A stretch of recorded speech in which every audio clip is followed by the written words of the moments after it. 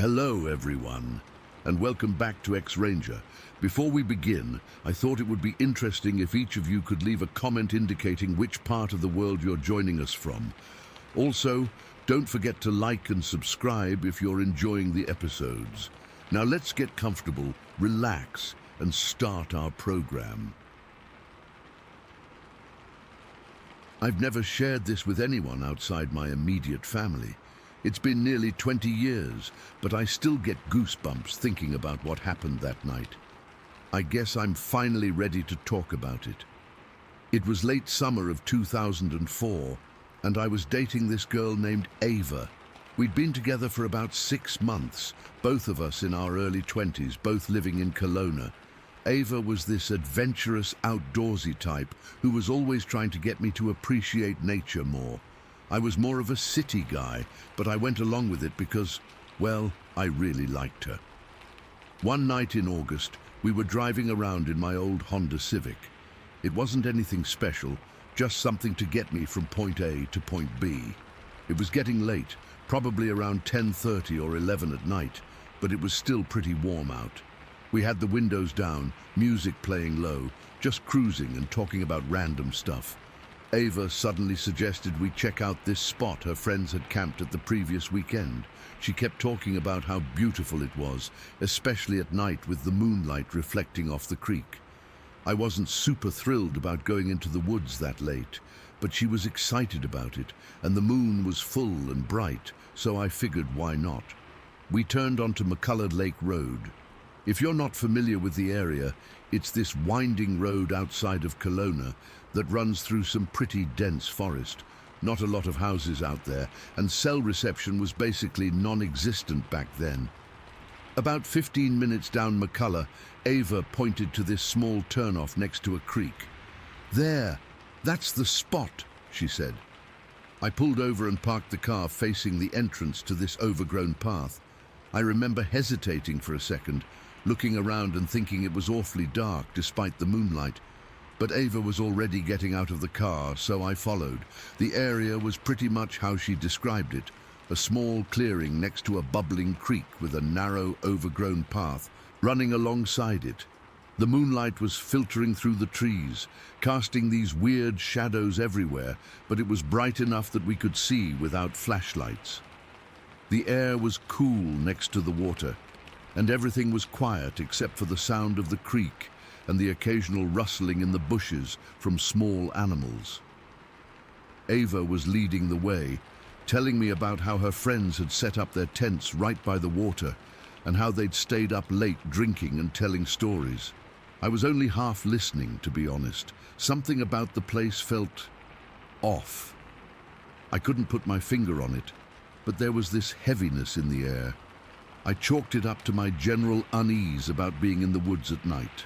We walked along the path for a couple 100 feet, just chatting and looking around. The path was getting narrower, with trees closing in on both sides. I was starting to think about suggesting we head back when it happened. I literally stopped mid-sentence. My whole body just froze. Standing directly in our path, maybe 5 feet ahead of us, was something. My first confused thought, and this sounds so weird, was that someone had hanged themselves from a tree. That's how my brain tried to make sense of this tall, dark figure suddenly appearing in front of us. But within a split second, I realized it was standing on the ground. This thing was massive. I'm 6'2", and it towered over me, 8 feet tall at least, maybe more. The silhouette completely blocked out the moonlight behind it, creating this perfect dark outline. I could make out shaggy hair covering its body, dark brown from what I could tell in the moonlight. The shoulders were incredibly broad, easily twice the width of mine. What freaked me out most wasn't its size, though. It was how utterly still it was. It made no sound, no breathing, no movement, nothing. It was just there, like it had materialized out of nowhere. I've read accounts where people talk about a strong smell, but I didn't notice anything like that. Just this overwhelming sense of wrongness. I couldn't see its face clearly, thank God. Just the outline of what looked like a somewhat pointed head with that same shaggy hair. But I felt like it was looking right at us, studying us. time seemed to stop. I don't know how long we stood there, probably only a few seconds, but it felt like forever. I couldn't speak, couldn't move. My heart was pounding so hard I thought it might burst out of my chest. My mouth went completely dry, and I felt this cold sweat break out all over my body. Then Ava grabbed my arm.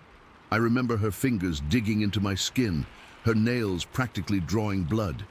She didn't scream. Neither of us did.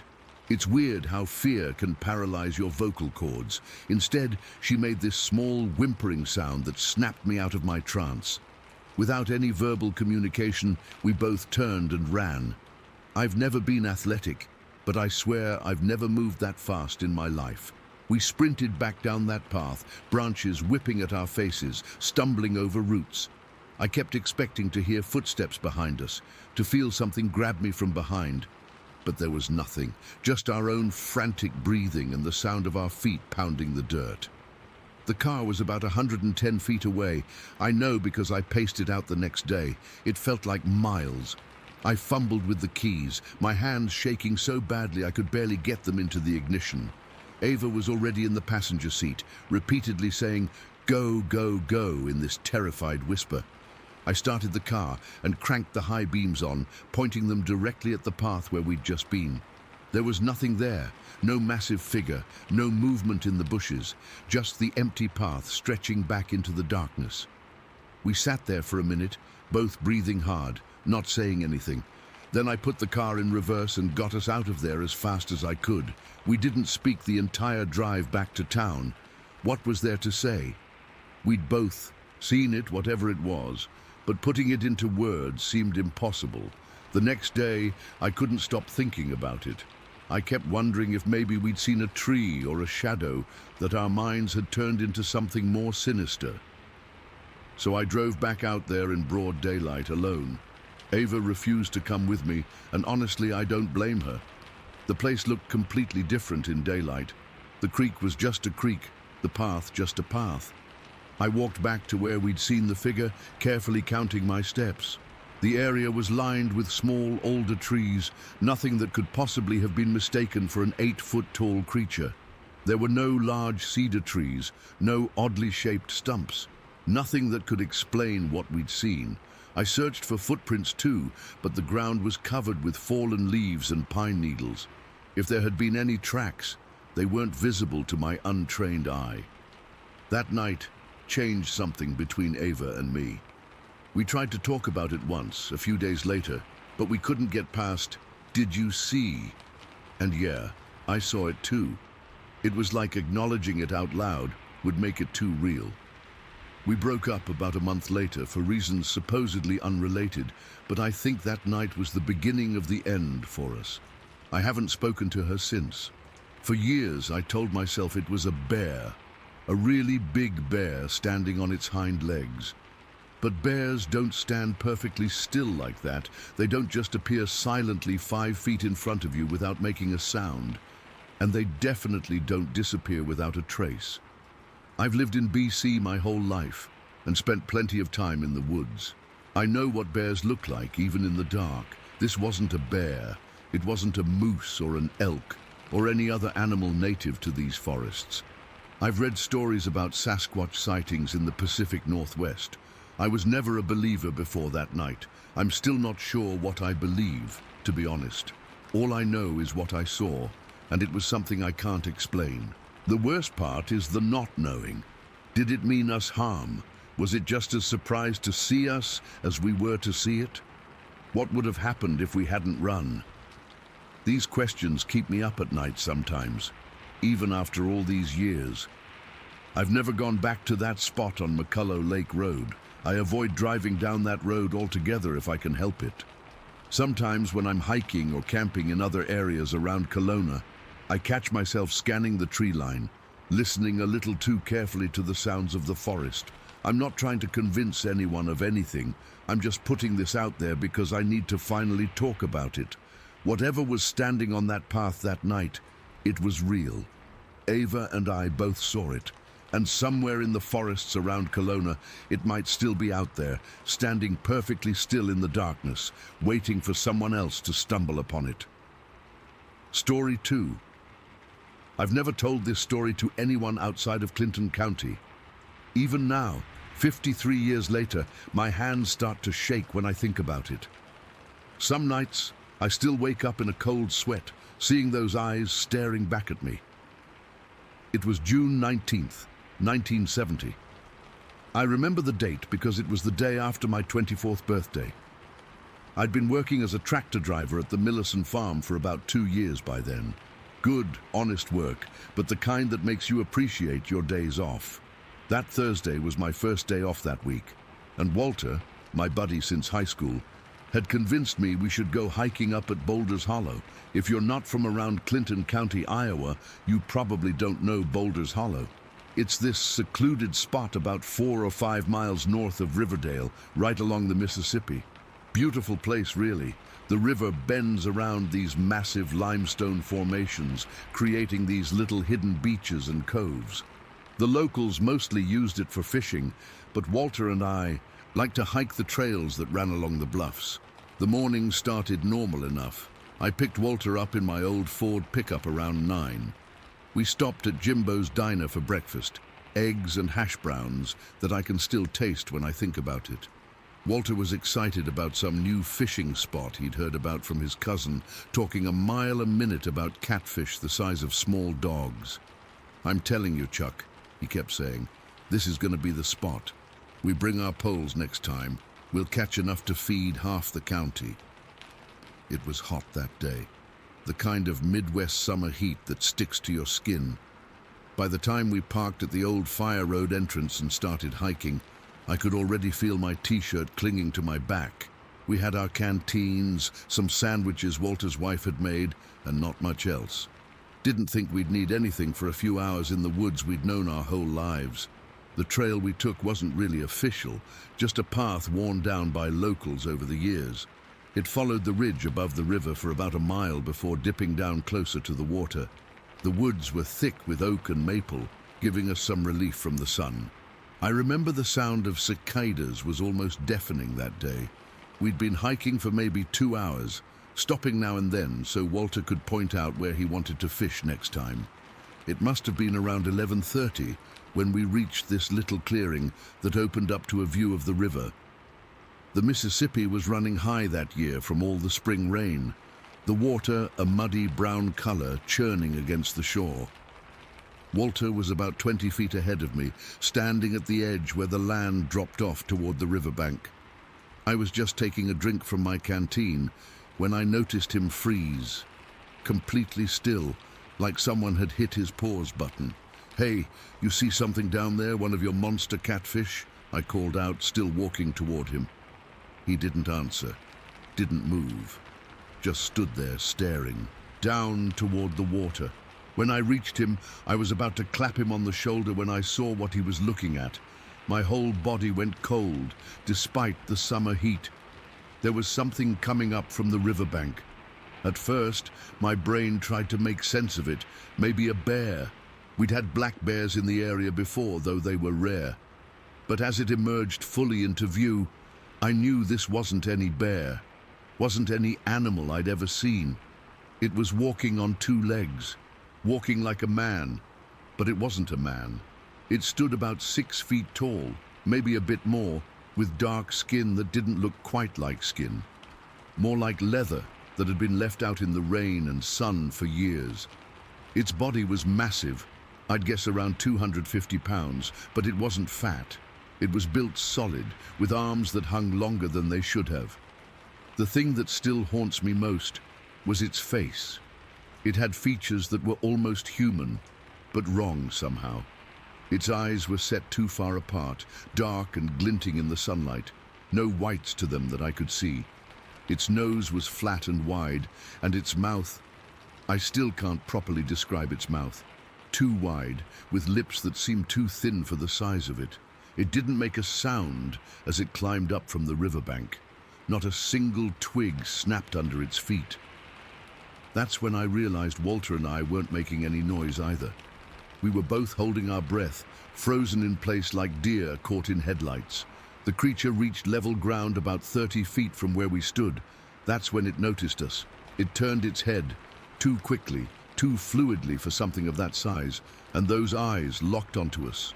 I've faced down angry bulls on the farm. I've been in bar fights. I've even had a gun pulled on me once during a dispute over a fender bender.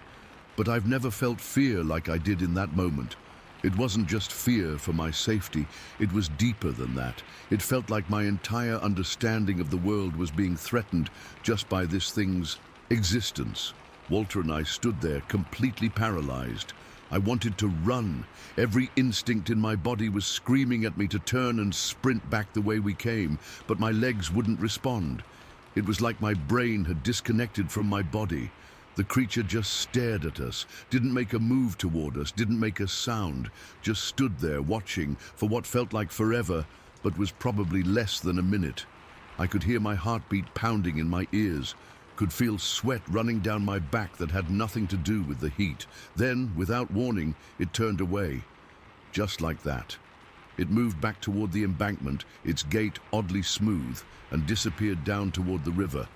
The last thing I saw was its back as it slipped into the tree line. The moment it was out of sight, the spell broke. Walter made this sound, half gasp, half whimper, and I realized I'd been holding my breath so long my lungs were burning. What the hell was that? Walter's voice came out as a whisper, like he was afraid the thing might hear him. I couldn't answer. My mouth was dry, my tongue stuck to the roof of my mouth. We didn't discuss what to do next. We just turned around and started walking back toward the truck. Walking quickly at first, then faster, until we were practically running through the woods. Every shadow between the trees looked like it might be that thing. Every rustle of leaves sounded like footsteps behind us. We made it back to the truck in half the time it had taken us to hike in. My hands were shaking so badly I dropped the keys twice before I could get them in the ignition. Walter kept looking out the windows, checking the tree line. The drive back to town is mostly a blur now. I remember Walter and I barely spoke. What was there to say? We'd both seen it, both experienced the same paralyzing fear. At one point, Walter simply said, "No one's going to believe us," and I knew he was right. But we tried anyway. We went straight to Mac's Tavern, where most of the guys from town gathered after work. I remember walking in, still sweaty and dirty from our hike, and blurting out what we'd seen to the first group of people we recognized. The reactions were exactly what you'd expect. Laughter, eye rolls. A few guys played along, asking if we'd been drinking or if we'd found some funny mushrooms in the woods.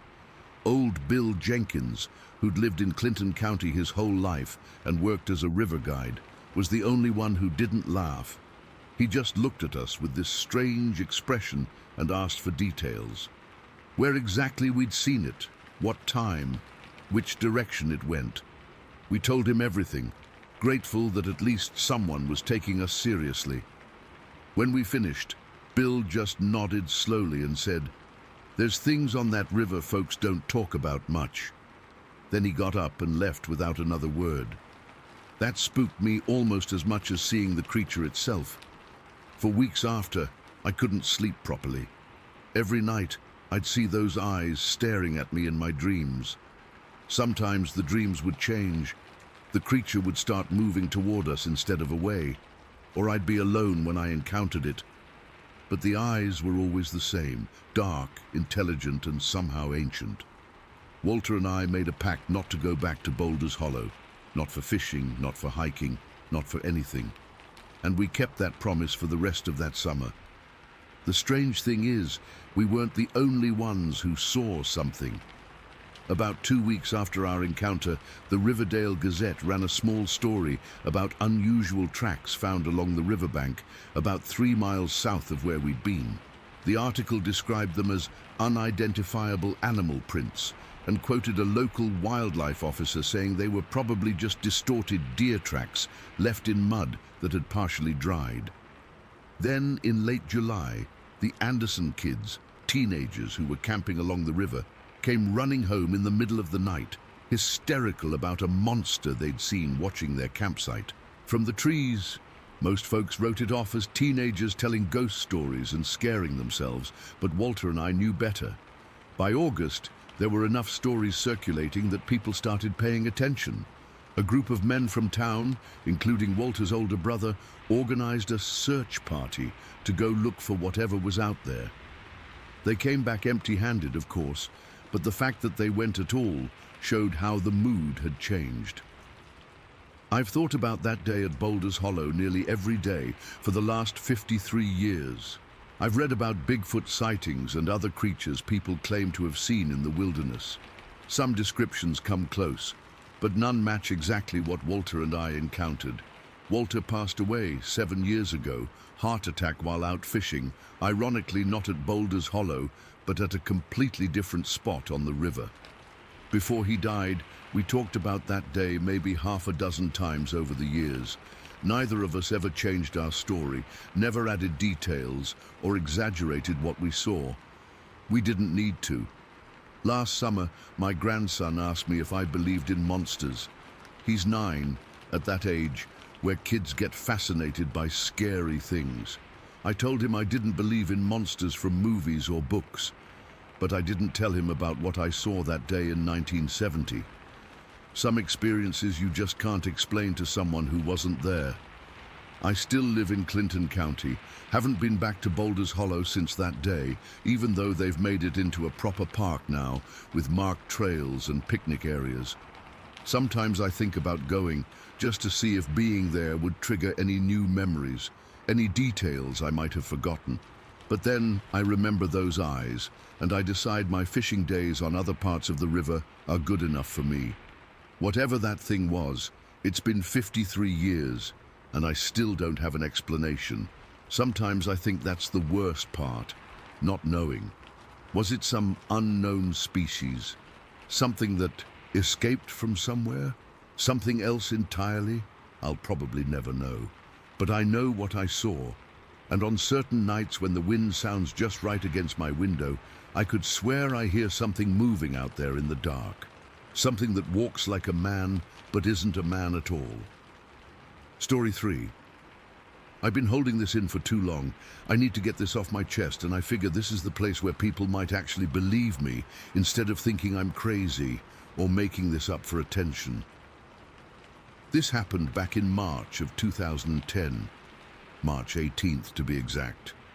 I remember the date clearly because I'd been keeping detailed notes for our research expedition, and because, well, you don't forget the night something like this happens to you. I'm a wildlife researcher, nothing fancy, just a guy with a biology degree who got lucky enough to land a job studying the ecosystem in the Pine Barrens of Burlington County, New Jersey. My friend Sarah, not her real name, was assisting me on this particular expedition. We'd spent the evening documenting nocturnal animal activity and were heading back to town around 12:35 in the morning. It was one of those clear, cold March nights. You know the kind, where the stars are super bright and there's this eerie stillness to everything. We were on this long stretch of road that cuts through dense forest, no streetlights, just my headlights cutting through the darkness. We'd been talking about some band she'd discovered, I think it was Mumford and Sons or something like that, and she was playing a song on her phone. I was doing about 50 miles per hour, which is normal for that road. It's not like we were racing or anything, just cruising along, tired from a long day of work, looking forward to getting home and crashing. That's when it happened.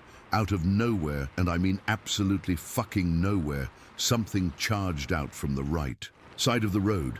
My headlights caught it mid-stride. I slammed on the brakes so hard that Sarah's phone flew out of her hand. I remember the tires screeching and the anti-lock brakes pulsing under my foot. We stopped maybe 10 or 15 feet from where this thing had crossed. "What the hell was that?" Sarah gasped. Her voice was shaking. "Did we almost hit a deer?" That was my first thought too. We get a lot of deer out there. But the words caught in my throat because my brain was processing what my eyes had just seen, and it was absolutely not a deer. I don't think so, was all I could manage. What I saw in those brief seconds has been burned into my memory. It had no muzzle like a deer would, No tail, no pointy ears. It ran hunched over in a way no deer ever could. Its legs were thick, thicker than a human's, and it propelled itself forward with these powerful arm movements. It was using its arms almost like a gorilla would when it runs, but faster, more fluid. The weirdest part? Right before we would have hit it, this thing turned its upper body toward our car.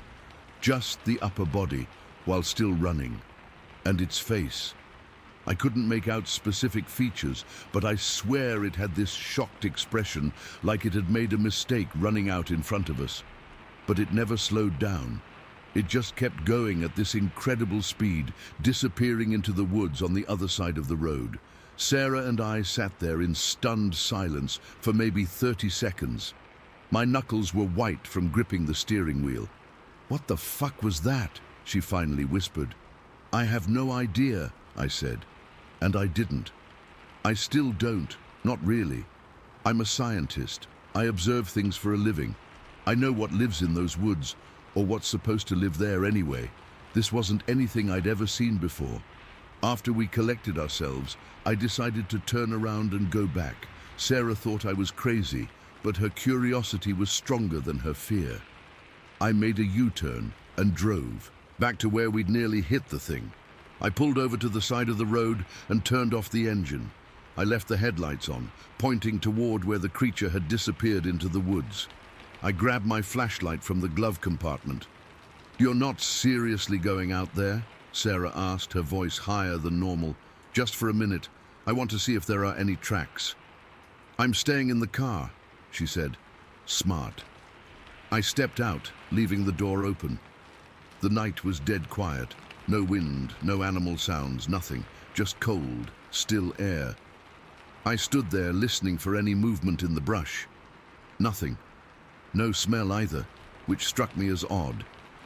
Most large animals have a distinct odor, especially when they're frightened. I swept my flashlight across the roadside where the creature had emerged. I was looking for tracks, broken branches, anything, but there was nothing obvious. The ground was too hard, covered with pine needles and forest debris, not ideal for tracking. I walked a few yards into the tree line, scanning with my flashlight. The beam seemed swallowed by the darkness. Every shadow looked like it might move. Every tree trunk could have been hiding something. After about 5 minutes of this, with Sarah calling nervously from the car, I gave up and returned. "Find anything?" she asked. "Nothing conclusive," I said, trying to sound professional, even though my heart was still racing. We drove home mostly in silence, both of us trying to process what we'd seen. The whole encounter had lasted maybe 3 or 4 seconds, but it was enough to make me question everything I thought I knew about the wildlife in the Pine Barrens. Here's what keeps getting me. This thing was tall. Even hunched over, it stood maybe 2.5 to 3 feet above my car's hood. I drive a Subaru Forester, so that's not insignificant. Its hair, or fur I guess, was this reddish blonde color. Not brown like a deer, definitely not black like a bear. The hair was maybe 3 or 4 inches long, and it flowed with the creature's movement. Not matted or wet-looking. I couldn't see its face clearly, but I remember those thick legs and the way it used its arms to propel itself forward. It moved with this weird combination of power and grace that I've never seen in any animal. The next day, I couldn't focus on anything else. I kept replaying those few seconds in my mind, trying to make sense of what I'd seen. I called Sarah, and she was just as confused and freaked out as I was. We agreed not to tell anyone right away because, well, who would believe us? I went back to that spot during daylight, alone this time. I wanted to check the area more thoroughly. That's when I found something strange. About 100 yards down the road from where our encounter happened, there was a dead deer in the middle of the road. It looked like it had been hit by a car, but there was something off about it. The positioning was weird, like it had been dragged. I didn't get too close because it was starting to smell, but it made me wonder if there was a connection. I also noticed something I hadn't seen at night. The spot where the creature emerged wasn't just random forest. There was a trail there, partly hidden by undergrowth, but definitely a trail. It was lined with chain-link fences leading to some kind of development, and it ran parallel to these high-tension electrical lines. I know from my research that animals often use these corridors as travel routes. About a year later, I heard something that sent chills down my spine. A woman had reported seeing something cross the road in almost the exact same location. Her description matched what Sarah and I had seen.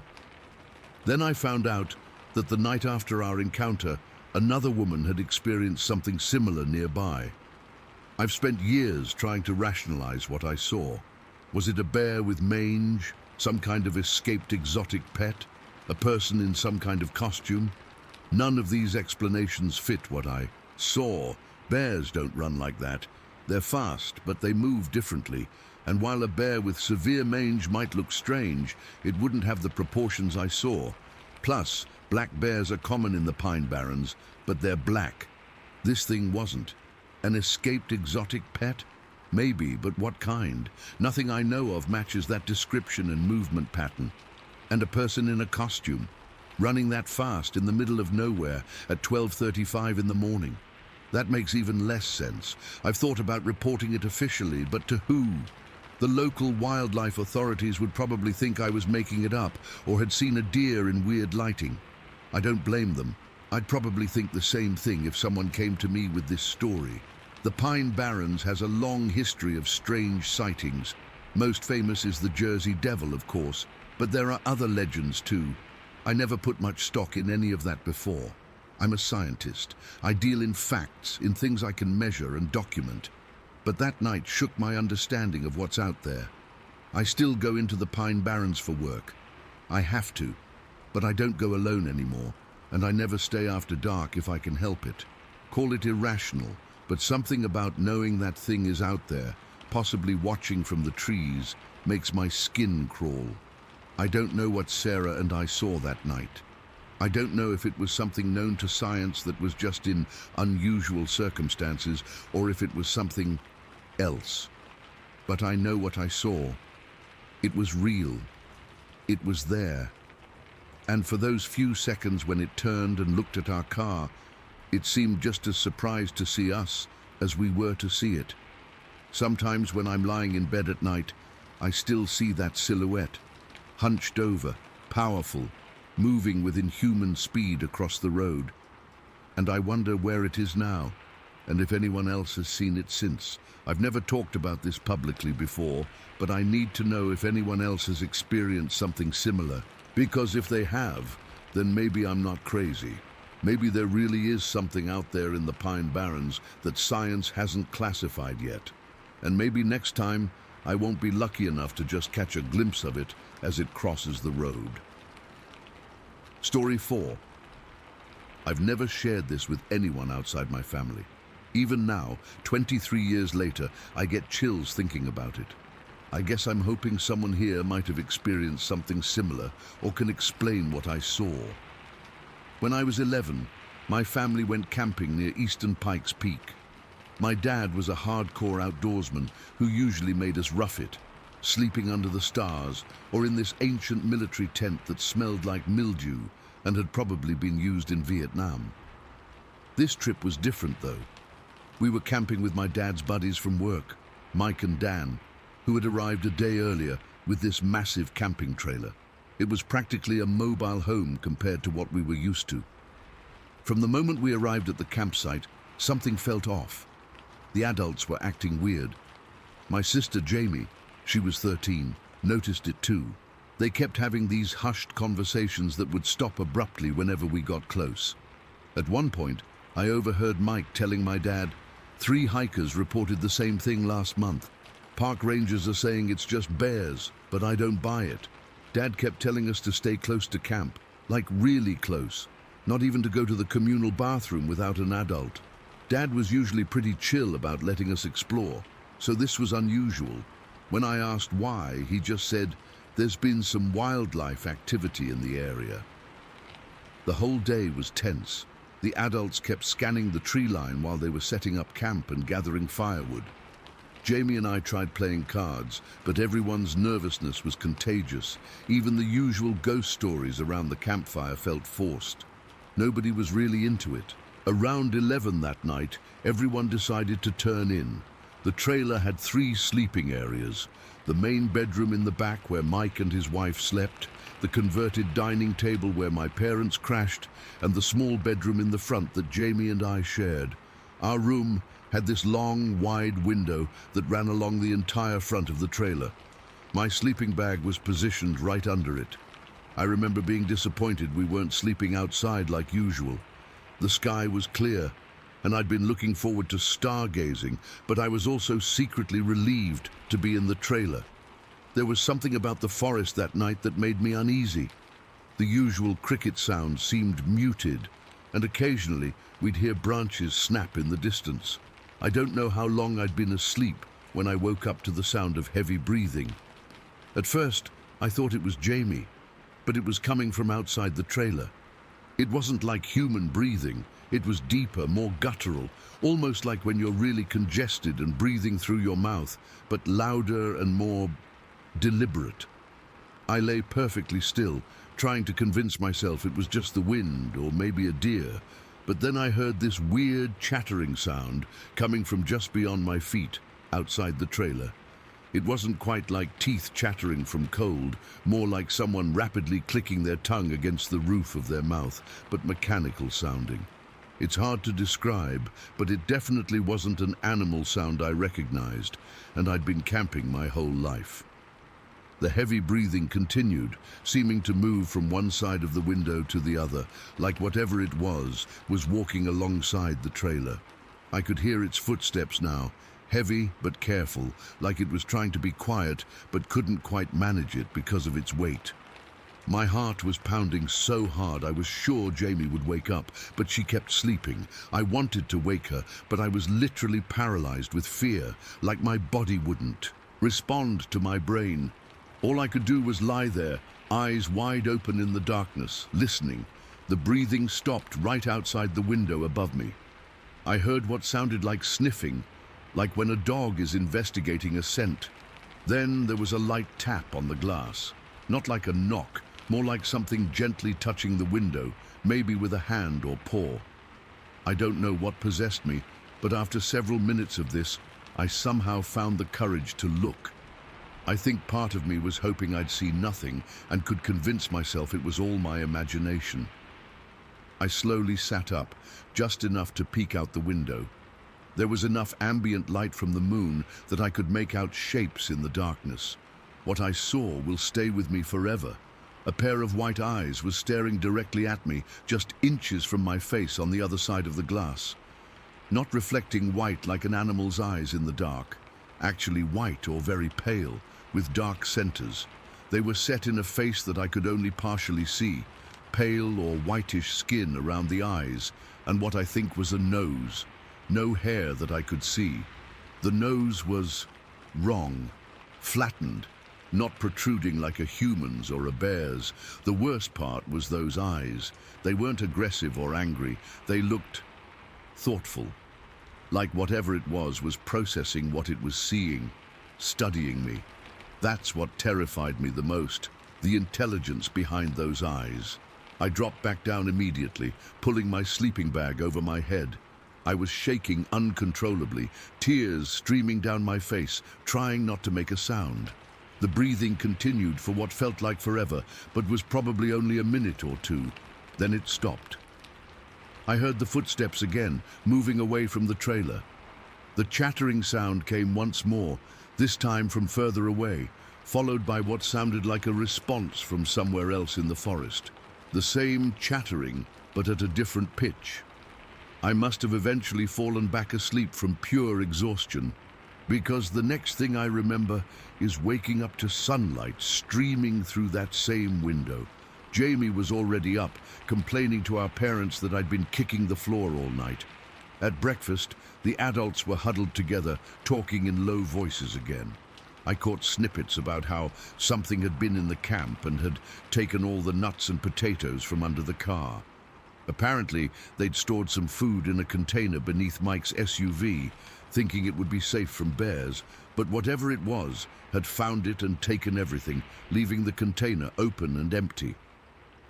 When I finally worked up the courage to tell my dad what I'd seen, he got this strange look on his face. He didn't dismiss it or tell me it was just a dream.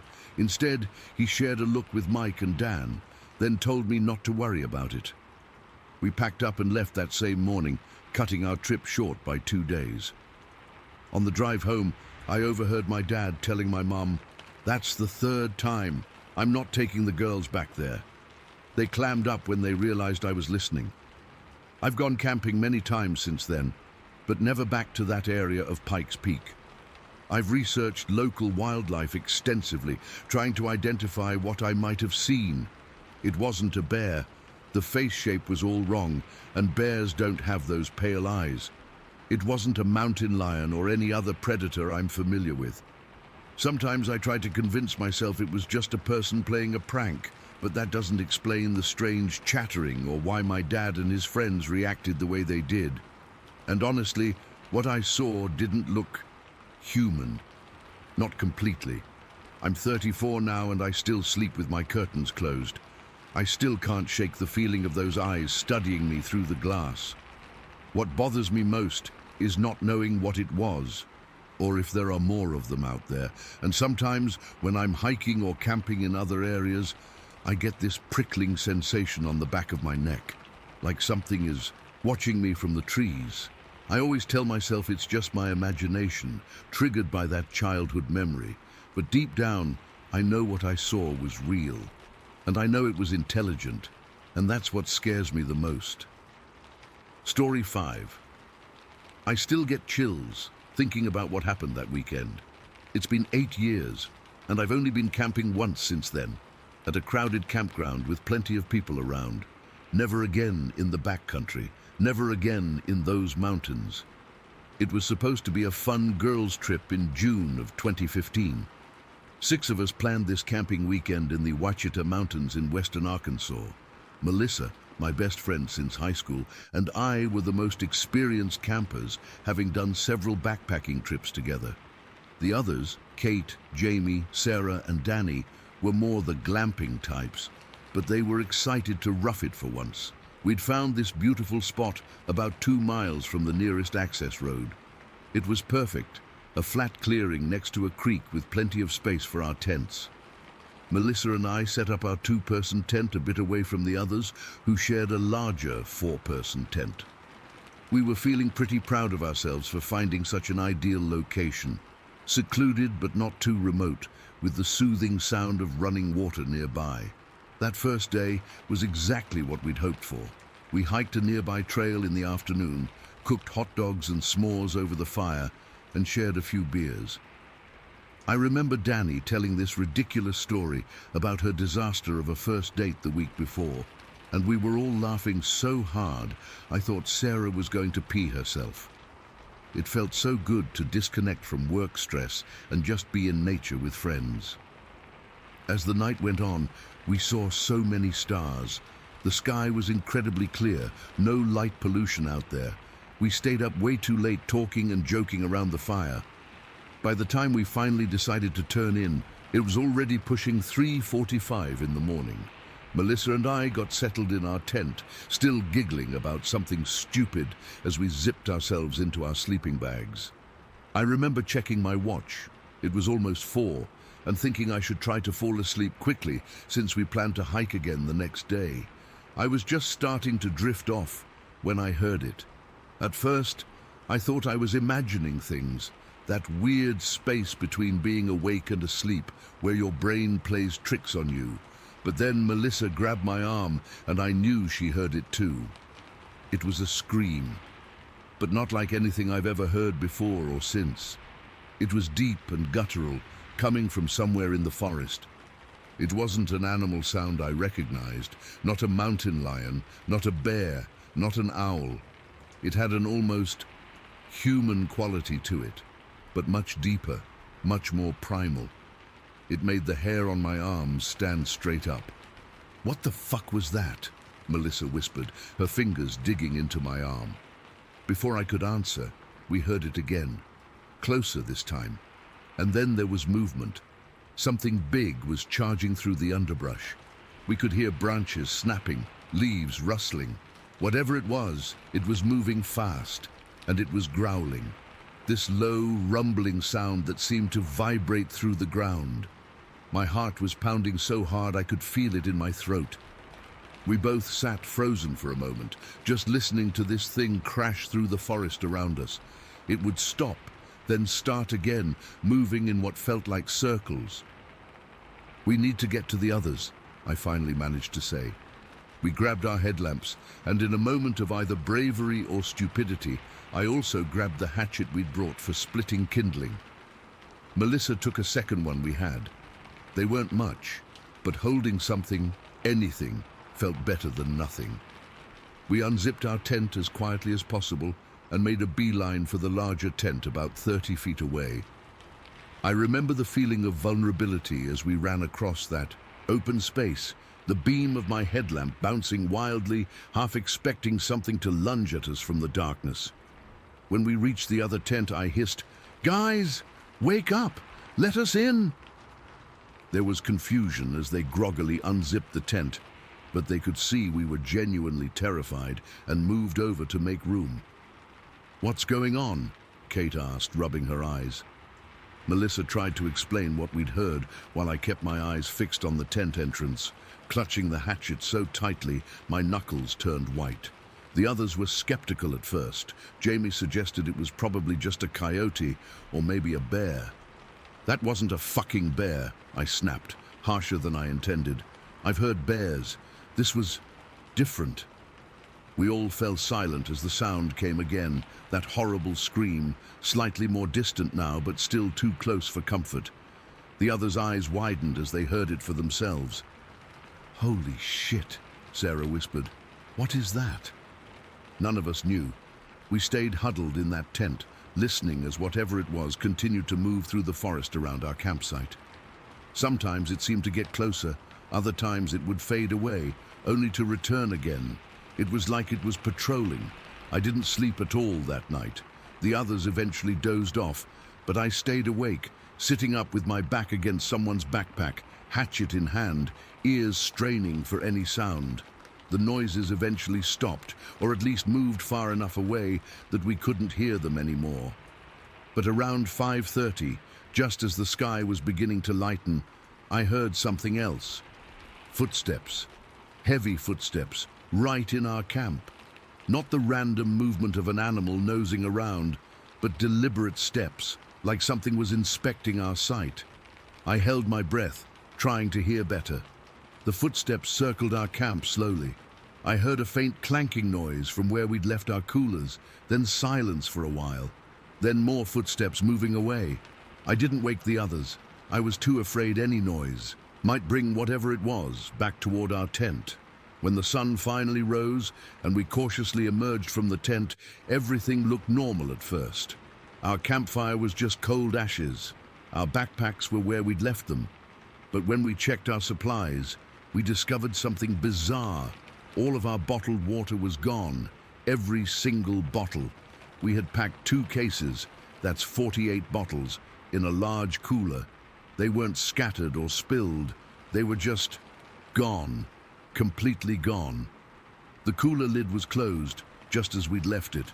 What made it even stranger was that our food cooler, which contained hamburgers, hot dogs, and more beer, was untouched. Nothing was ripped open or disturbed. No claw marks, no mess, just our water, specifically targeted and removed. "Could it have been other campers?" Jamie suggested, looking around nervously. "Maybe some jerks playing a prank?" But we all knew that didn't make sense. We were miles from the nearest campsite, and why take only water and leave the food and beer? What kind of thief, human or animal, does that?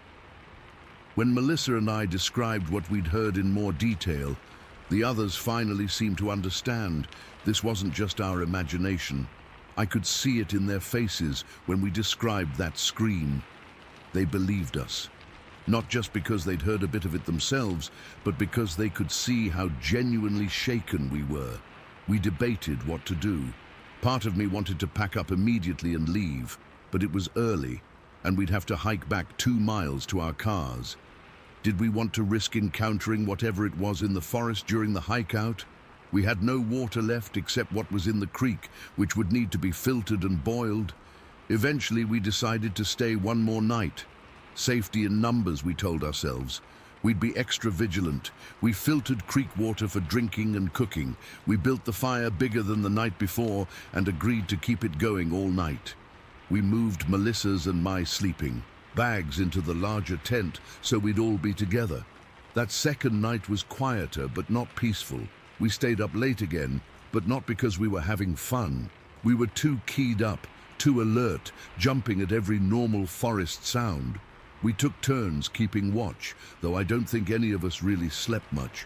I kept the hatchet right next to my sleeping bag. Every time I closed my eyes, I heard that scream again in my head. I felt like we were being watched all night, though I never saw anything when it was my turn to keep watch.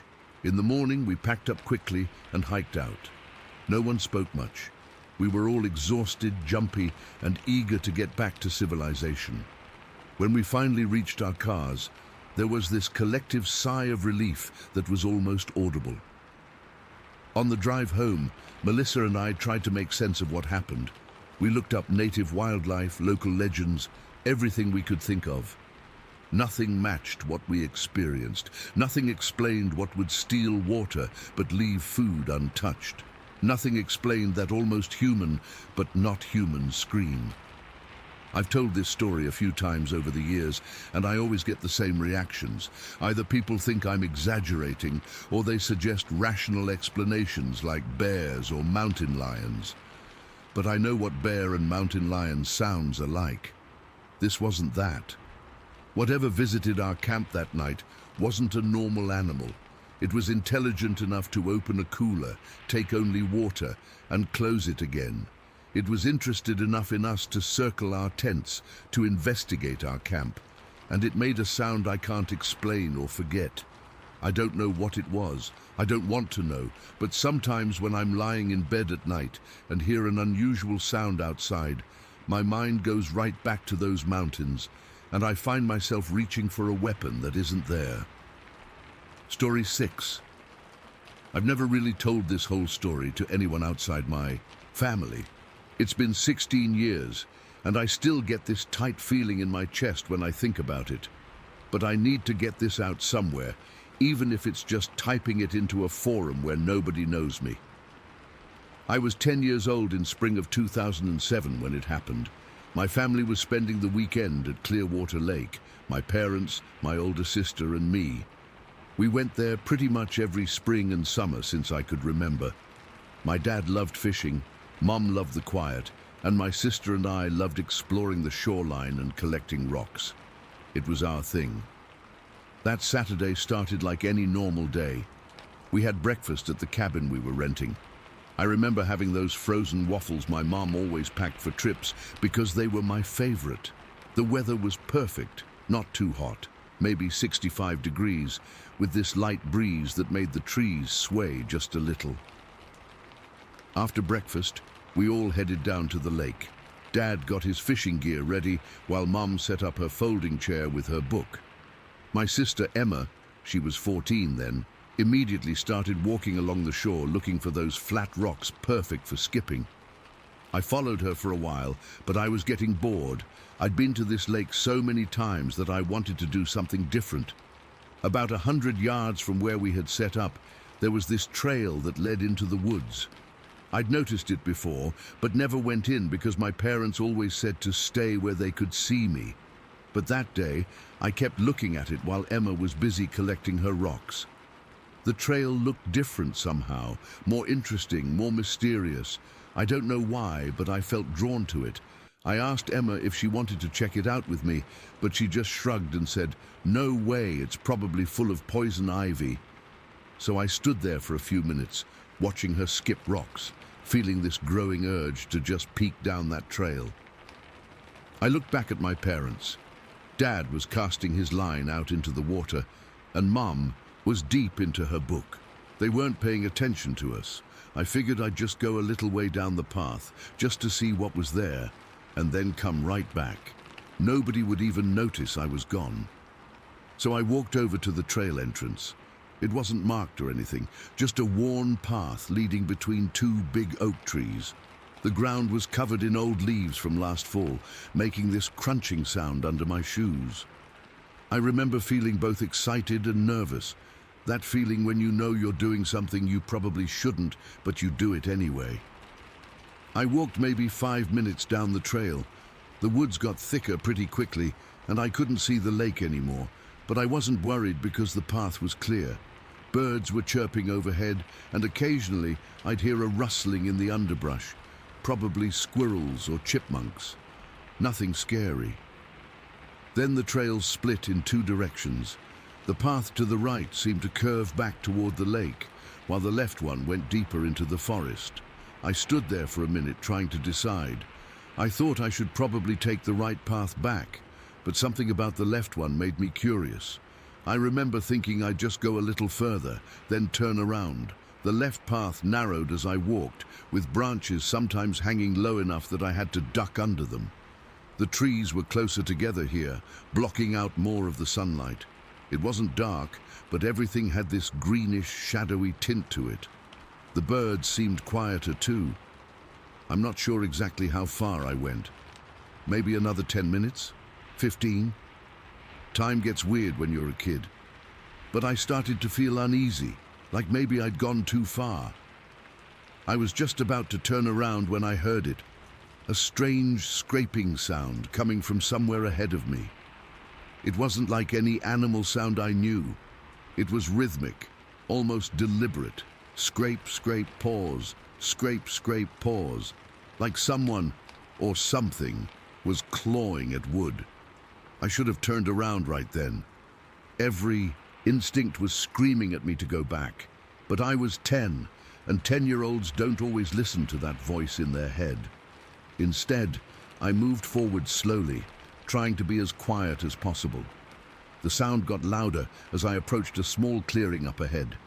I crouched behind a fallen tree at the edge of the clearing. The scraping was really loud now, and I could tell it was coming from the other side. I lifted my head just enough to peek over the log. That's when I saw it. About 30 feet away stood the tallest person. No, not a person. The tallest thing I'd ever seen in my life. It had its back to me and was standing beside this massive oak tree. It must have been at least 8 feet tall, maybe more. Its entire body was covered in dark, matted hair that looked almost black.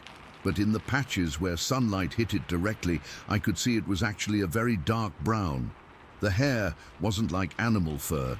It was more like human hair, but incredibly unkempt and dirty, hanging in these long, tangled strands down its back. Its arms, God, its arms were huge. They looked like tree trunks, thick and powerful, ending in these massive hands with long fingers. It was using those fingers to scrape at the bark of the tree, digging deep grooves into the wood. The sound echoed in the quiet forest. Scrape, scrape, pause. Then it did something that made my blood freeze. It suddenly balled those massive hands into fists and pounded the tree with such force that I felt the vibration through the ground where I was hiding. The whole tree shook, and some leaves floated down around it. I was completely frozen in place. I couldn't move, couldn't breathe, couldn't even blink.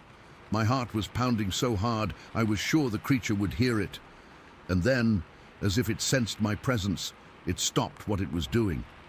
The forest went completely silent. No birds, no insects, nothing. Just a terrible, suffocating silence. Slowly, so terribly slowly, it began to turn around. I still remember the way its body moved. Not like a human, not quite like an animal either. It was fluid, but somehow wrong, like its joints didn't work the same way ours do. As it turned, I got a glimpse of its profile and saw that its head had this strange shape, slightly peaked at the top, but rounded, not pointed. It wasn't wearing clothes, it was just this massive hair-covered thing standing in the middle of the woods. Then it was facing me, and I could see its face clearly. The hair there was shorter than on the rest of its body, especially around the eyes and mouth. Its eyes, I'll never forget those eyes. They weren't animal eyes. They were aware. intelligent, and they were looking directly at me. I don't know how long we stared at each other. Probably only seconds, but it felt like hours. Its face didn't show any expression I could recognize. It didn't snarl or bare its teeth. It just watched me. That was almost worse than if it had attacked. This calculating, curious stare. Then it took one step toward me. That broke my paralysis. I scrambled backward, falling over the log I'd been hiding behind. My elbow hit a rock, sending sharp pain up my arm, but I barely noticed. I got to my feet and ran. I ran faster than I'd ever run in my life. I didn't look back. I didn't think about which direction I was going. I just ran. Branches whipped across my face. I tripped over roots and stones but kept getting back up. My lungs were burning, and I could taste blood in my mouth from biting my tongue when I fell. I had no idea if it was chasing me. I couldn't hear anything over my own terrified breathing and the pounding of my heart. But I felt like it was right behind me, its massive arms reaching for me, those intelligent eyes fixed on my back. I don't remember finding the trail again. I just suddenly realized I was on it, and then I saw the lake through the trees ahead. I burst out of the forest, tears streaming down my face, scratches on my arms and legs, my clothes torn and dirty. My mum saw me first. Her face went white and she dropped her book. My dad came running from the shore. I was hysterical, trying to tell them what I'd seen between sobs, but I couldn't get the words out properly. I just kept pointing at the woods and saying, "Big! It's big! In there!" They thought I'd been attacked by a bear or something. Dad grabbed his phone to call the park rangers while Mum checked me for injuries. Emma just stood there staring at me like I'd lost my mind. When I finally calmed down enough to explain, I told them about the creature, how tall it was, the dark hair, the strange way it moved, those eyes. I could tell they didn't believe me. Dad exchanged this look with Mom, the kind parents give each other when they think their kid is making things up. Dad and two other men, staying at nearby cabins, went to check out the trail, carrying a rifle someone had brought for protection. They came back an hour later, saying they hadn't found anything except for some unusually deep scratches on a big oak tree, which they figured was probably just bear marks. We left Clearwater Lake the next morning. We were supposed to stay another day, but Mom said I was too shaken up. I didn't argue. For months afterward, I had nightmares about those eyes watching me. I'd wake up screaming, convinced the creature was standing in the corner of my bedroom.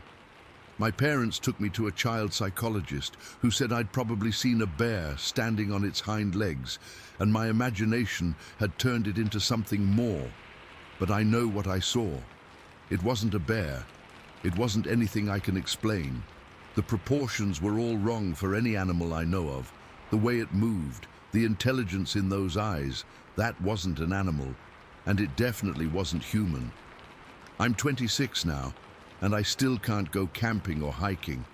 Just the smell of pine trees sometimes makes me break out in a cold sweat. My parents don't bring it up anymore. I think they hope I've forgotten about it or convince myself it was just my imagination. But I haven't. I know there was something in those woods that science says doesn't exist. Something that watched me with those two intelligent eyes. Something that might still be there, scraping at trees with its massive hands, watching other kids who wander too far from the safety of the lakeshore. Sometimes I wonder if it would have hurt me if I hadn't run. Other times, I wonder if anyone else has seen it and, like me, found that no one believes them. All I know for sure is that whatever I saw that day was real, and the thought that it's still out there, that I could turn a corner in the woods someday and see those eyes again, that's why I'll never go back to Clearwater Lake, not for anything in the world. Story 7. I've never really been sure about sharing this. When I tell people in person, they usually think I'm making it up or had too much to drink. But it happened. I was stone cold sober, it was broad daylight, and I know what I saw. This was about 3 years ago. My parents had just bought this huge house in rural Pennsylvania, way bigger than they needed for just the two of them, but Dad always wanted something with breathing room after raising 6 kids in a cramped suburban home. The property backed up to about 40 acres of dense forest, mostly pine trees. It was beautiful, really quiet, the kind of place where you can actually see stars at night. They decided to host a family reunion to show off the new place. I'm Courtney, the youngest of 6 siblings, and I was 33 at the time. All my brothers and sisters came with their spouses and kids, so the house was packed with people. It was chaotic, but fun. Exactly what a family gathering should be. The first day was mostly just catching up, everyone arriving at different times, the usual stuff. The second day is when it happened. It was early June, perfect weather, not too hot, clear blue sky. My mom had gone all out with a massive cookout. Dad was at the grill flipping burgers. My oldest brother Mike was setting up cornhole boards, and the kids were running around screaming and having the time of their lives. The backyard was huge, with this perfectly manicured lawn that stretched maybe 100 yards before hitting the tree line. My niece Maggie, she's my brother Joe's kid, was playing frisbee with some of the other children. She was 6, this tiny little thing with pigtails and the most serious expression you've ever seen on a kid. I was sitting in a lawn chair, half watching them play, half scrolling through my phone, when I heard someone shout, "Go get it, Maggie!" I looked up and saw the frisbee sailing over the kids' heads and landing right at the edge of the forest. Maggie took off running after it, her little legs pumping as she disappeared into the trees. No one seemed concerned. We could still see her from where we were, and it wasn't like she went deep into the woods. A few minutes passed, then a few more. Joe was busy talking to our sister Kate and didn't notice Maggie hadn't come back yet. I was starting to get a little worried, so I stood up and walked toward the tree line, calling her name. Just as I was about to enter the woods, Maggie emerged, holding one of her little pink sneakers in her hand. Her face was scrunched up in disgust. "What happened to your shoe?" I asked, kneeling down to her level. "I stepped in poop," she said, showing me the bottom of her shoe. Sure enough, there was something brown smeared across the sole. Animal poop. "Gross," I said, trying not to laugh at her deadly serious expression.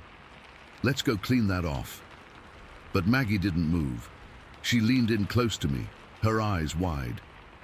"Aunt Courtney," she whispered, like she was telling me a huge secret. "I saw something in the trees." I figured she meant a squirrel or maybe a deer. "Oh yeah? What did you see?" "A hairy guy," she said matter-of-factly. "I was cleaning my shoe on a tree trunk, and I heard this noise, like a growl but deeper. When I looked up, he was looking at me." "A hairy guy?" I repeated, still thinking she was talking about some animal.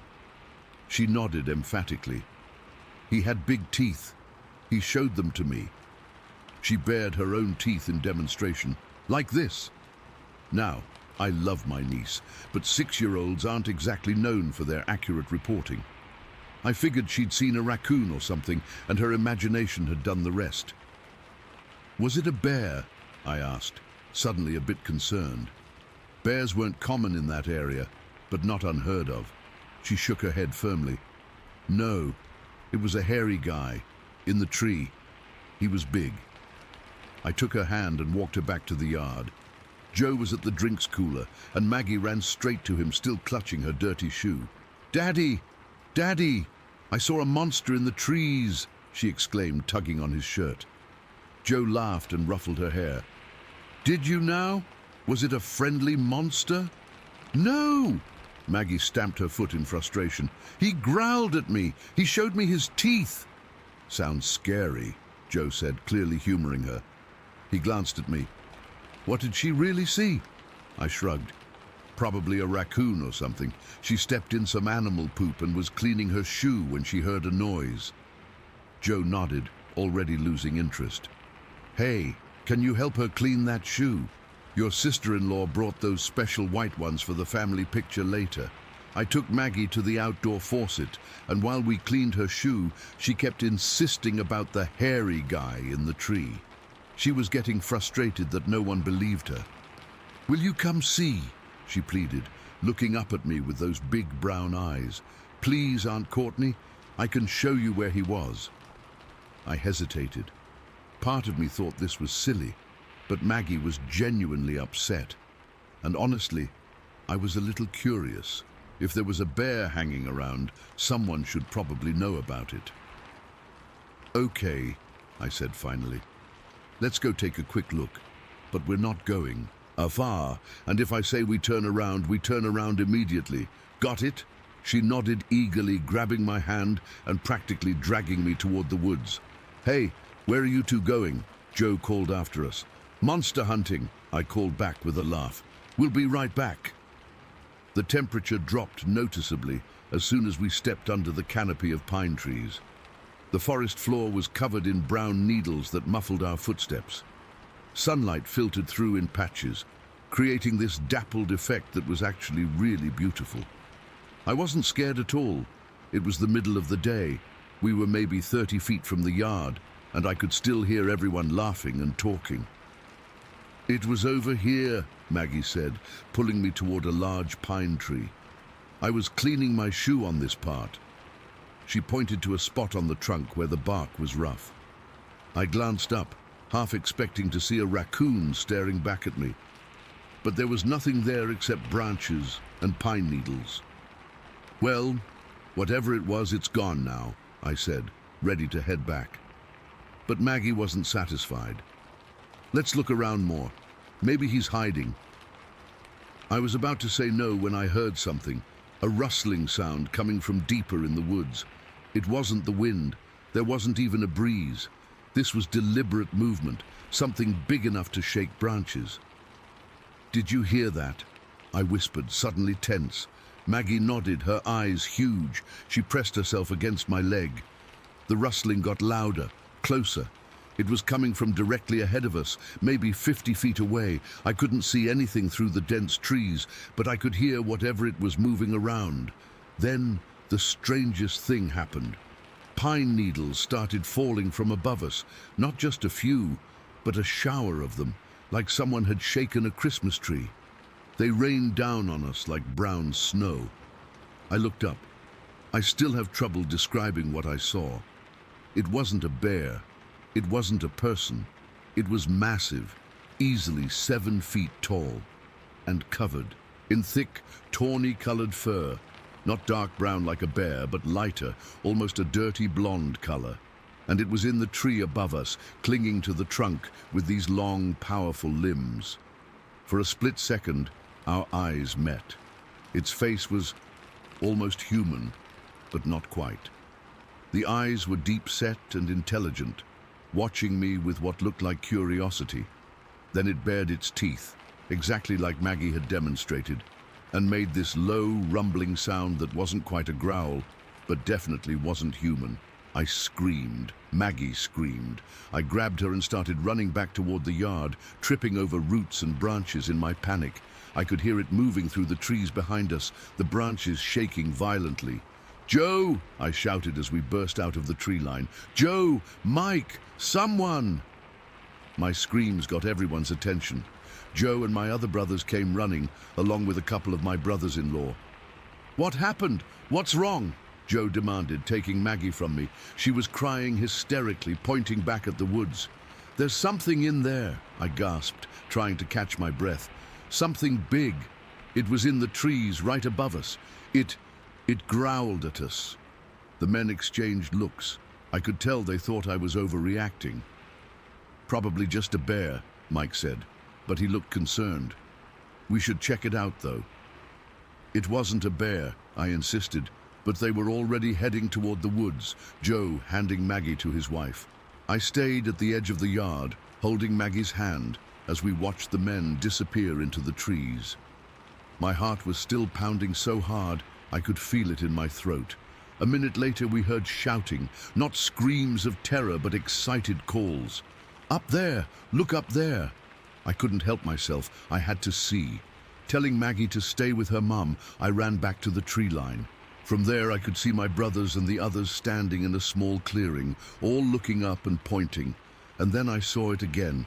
The creature was moving through the treetops with incredible agility, leaping from one pine to another with ease. It paused on a thick branch, looking down at the men below it. For a moment, it seemed more curious than threatened. Then it turned, spotted me at the edge of the woods, and our eyes met again across the distance. I'll never forget that moment. It wasn't fear I felt, it was awe. This thing, whatever it was real. It was right there, watching us as intently as we were watching it. Then, with one powerful leap, it disappeared deeper into the forest, the only evidence of its passing the swaying of branches and another shower of pine needles. The whole sighting lasted maybe 15 seconds, but it was clear. It was daylight. I was sober, and what I saw wasn't a bear or a person or any animal I'd ever seen before or since. When the men came back, they were all talking over each other. Some thought it was a bear, others weren't sure. Joe was the only one who seemed genuinely shaken. "That wasn't a bear," he said quietly to me when the others had gone back to the party. "I've seen bears. That wasn't a bear." "Maggie called it a hairy guy," I told him. "But to me, it looked like, I don't know, like a gorilla, but not quite. The fur was lighter, and the way it moved through those trees, no gorilla could do that." Joe nodded slowly. "I know what people would say if we told them what we really think it was. We didn't need to say the word. We both knew. The rest of the reunion went on like nothing had happened. Most people thought Maggie had seen a bear, and I'd gotten spooked and overreacted. By evening, it was just a funny story, how Aunt Courtney got scared by a bear. But Maggie knew, Joe knew, and I knew. To this day, whenever I see my brother or my niece, we exchange this look. Sometimes one of us will say, "Remember that thing at Grandma and Grandpa's house?" And we'll talk about it in hushed voices, comparing details, making sure we didn't imagine it. I've looked up wildlife in that area. I've researched known animals extensively. Nothing matches what we saw. Nothing explains a 7-foot, tawny-furred creature that can leap through treetops like it's nothing. I don't know what we encountered in those woods, but I know what I saw. And sometimes, when I'm falling asleep at night, I still see those intelligent eyes looking back at me from the branches above. Story 8. I've never really shared this with anyone outside my immediate family. Even when I told them, they thought I was losing my mind. But I swear on everything I hold dear, what happened at my home in Belmont County was real, and it still haunts me to this day. It all started back in August of 1987. My son John was 12 at the time, and we lived in a modest house that backed up against about 40 acres of woodland. That morning, John came running into the kitchen while I was making breakfast, his face white as a sheet. "Mom, I saw something in the trees," he said, barely catching his breath. I asked him what he meant, thinking maybe he'd spotted a deer or even a bear, which occasionally wandered onto our property. "It was standing on 2 legs, Mom. It was huge and covered in dark hair. It was watching me from behind the big oak tree." I'll admit, I didn't believe him at first. Kids have active imaginations, and John had recently been reading books about cryptids and mysterious creatures. But the fear in his eyes seemed genuine. To humor him, I walked out to where he said he'd seen this thing. That's when I noticed the broken branches about 8 feet up on the trees, way too high for a person to reach without a ladder.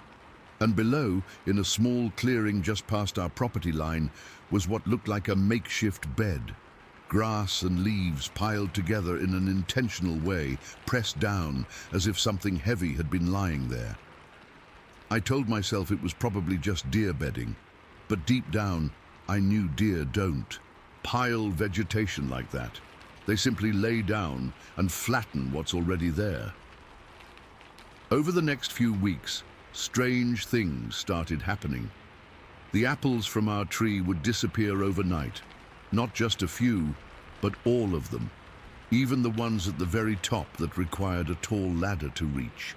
Our neighbor, Mr. Grayson, complained that something was breaking into his storage shed and disturbing his hay bales. Then, John had 2 more sightings while waiting for the school bus at the end of our long driveway.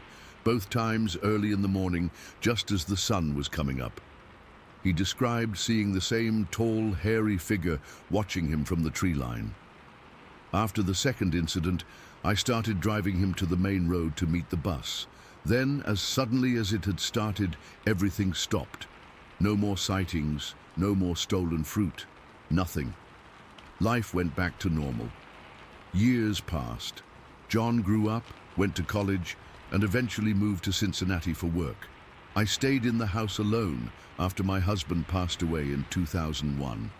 It was too full of memories to leave, despite John's suggestions that I move closer to him in the city. Fast forward to 2008. By then, I was 63 years old, living alone in that same house. I'd almost forgotten about the strange incidents from 2 decades earlier. That changed on a cold night in late November. I was asleep when 3 loud knocks on the back wall of my house jolted me awake. Boom, boom, boom. The sound was so powerful that picture frames rattled. Before I could even sit up, 3 more knocks came. Boom, boom, boom. My heart was pounding so hard I could feel it in my throat. I live pretty far from my nearest neighbor, and my house is set back from the road.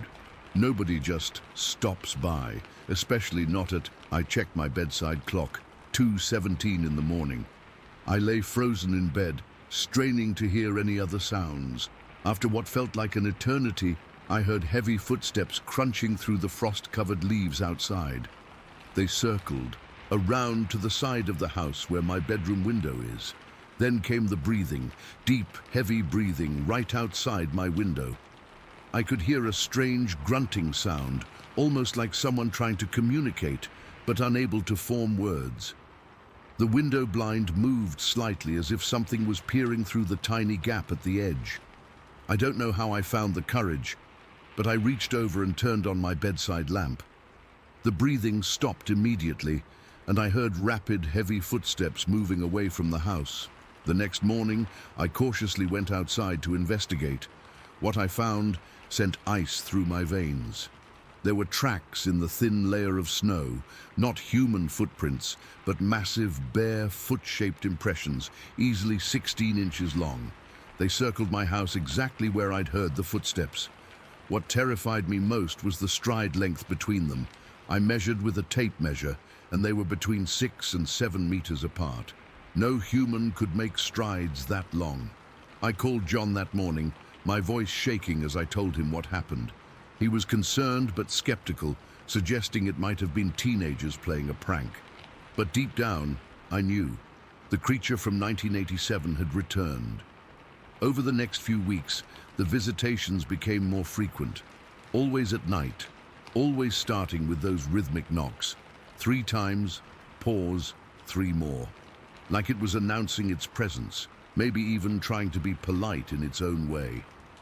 One night in early December, after the knocking, I did something that even now I can't believe I had the courage to do. I grabbed a bag of apples from my kitchen, slowly opened my back door, and tossed them out into the yard. Then I quickly shut and locked the door.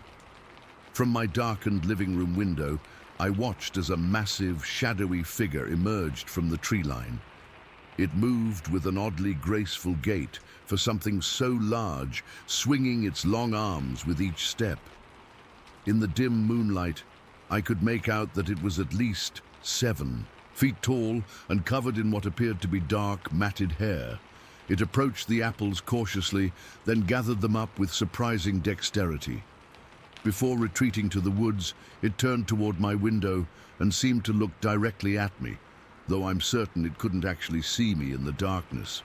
I'll never forget the silhouette.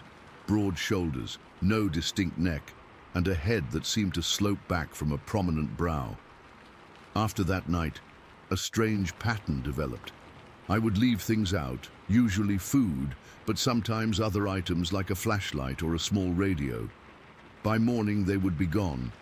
But here's the truly bizarre part. Sometimes I'd find something left in return. A uniquely shaped piece of bark, a peculiarly twisted branch, once a perfect pyramid-shaped stone that I still keep on my mantle. The visits continued through that winter. Sometimes I'd just hear the knocks and the movement outside. Other times, when snow covered the ground, I'd find those enormous tracks in the morning. I began to feel less afraid and more curious. Was this the same creature John had seen all those years ago? Had it been watching our house all this time? Why had it returned now? One particularly cold January night, the knocking came as usual. But this time, as I lay in bed, I heard a strange scratching at my bedroom window.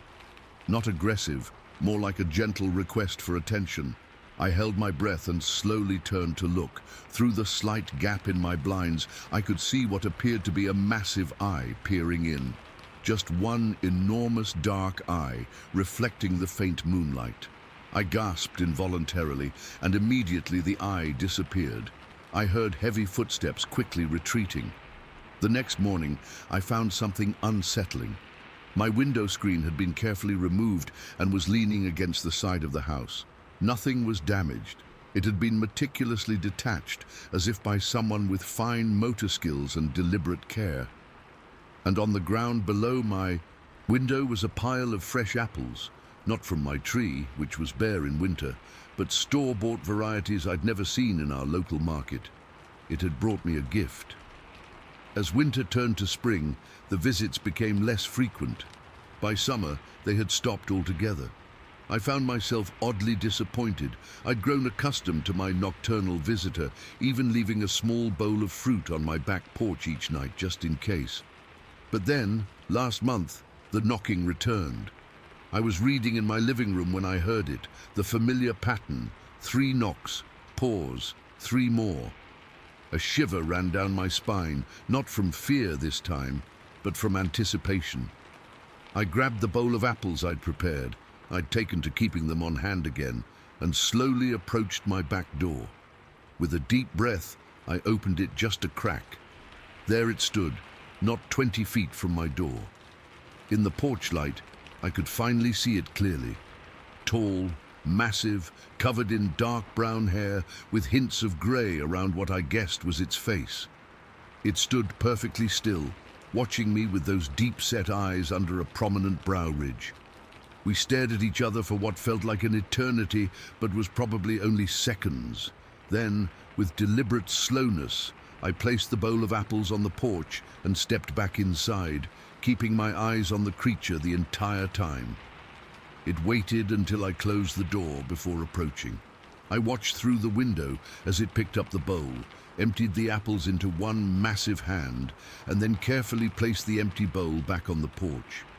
Before turning to leave, it raised its free hand in what I could only interpret as a gesture of acknowledgement. Not quite a wave, but definitely a conscious communication. That was 3 weeks ago. It's been back twice since then, always with the same knocking pattern, always accepting the food I leave, and always returning the containers. Last time, it left another gift. A beautiful blue jay feather placed precisely in the center of the empty bowl. I haven't told John about these recent visits. I know what he'd say, what anyone would say, that I'm an old woman living alone, imagining things, that I should move to the city, or at least get a security system with cameras. But I don't want cameras. I don't want proof. Somehow I know that attempting to document this would break whatever strange trust has developed between me and this creature. And despite everything, despite the initial fear and the lingering questions, I don't feel threatened. If it wanted to harm me, it's had countless opportunities. Sometimes I sit on my porch in the evenings and stare into the woods, wondering if it's watching me even now. I wonder about its life, where it sleeps, if it has a family. I wonder if it remembers watching my son all those years ago, or if this is a different creature entirely. All I know is that as I write this, with the days getting shorter and colder, I find myself listening for those 3 knocks, that familiar pattern that means I'm not alone out here after all. Story 9. I still have a hard time talking about what happened that night in September of '92. Ryan and I have gone over it 1,000 times, and to this day, I get the same cold feeling in my gut when I think about it. I'm only sharing this now, because I stumbled across a similar account online, and it made me realize we weren't the only ones who've seen whatever it was. It was a Friday night, and I had just finished my shift at the hospital in Hot Springs. I was 24 then, working as a nurse, and Ryan had picked me up in his old Chevy pickup. We decided to hit this local place called Crossroads. Nothing fancy, just a bar where locals hung out. It wasn't a wild night or anything. We nursed maybe 2 beers each over several hours, mostly just talking and playing a few games of pool. Ryan was trying to convince me to go fishing with him that weekend, which I always refused because I couldn't stand the smell. The night was gorgeous, one of those perfect September evenings where it's still warm but not sticky. When we left around midnight, there was a full moon lighting up everything.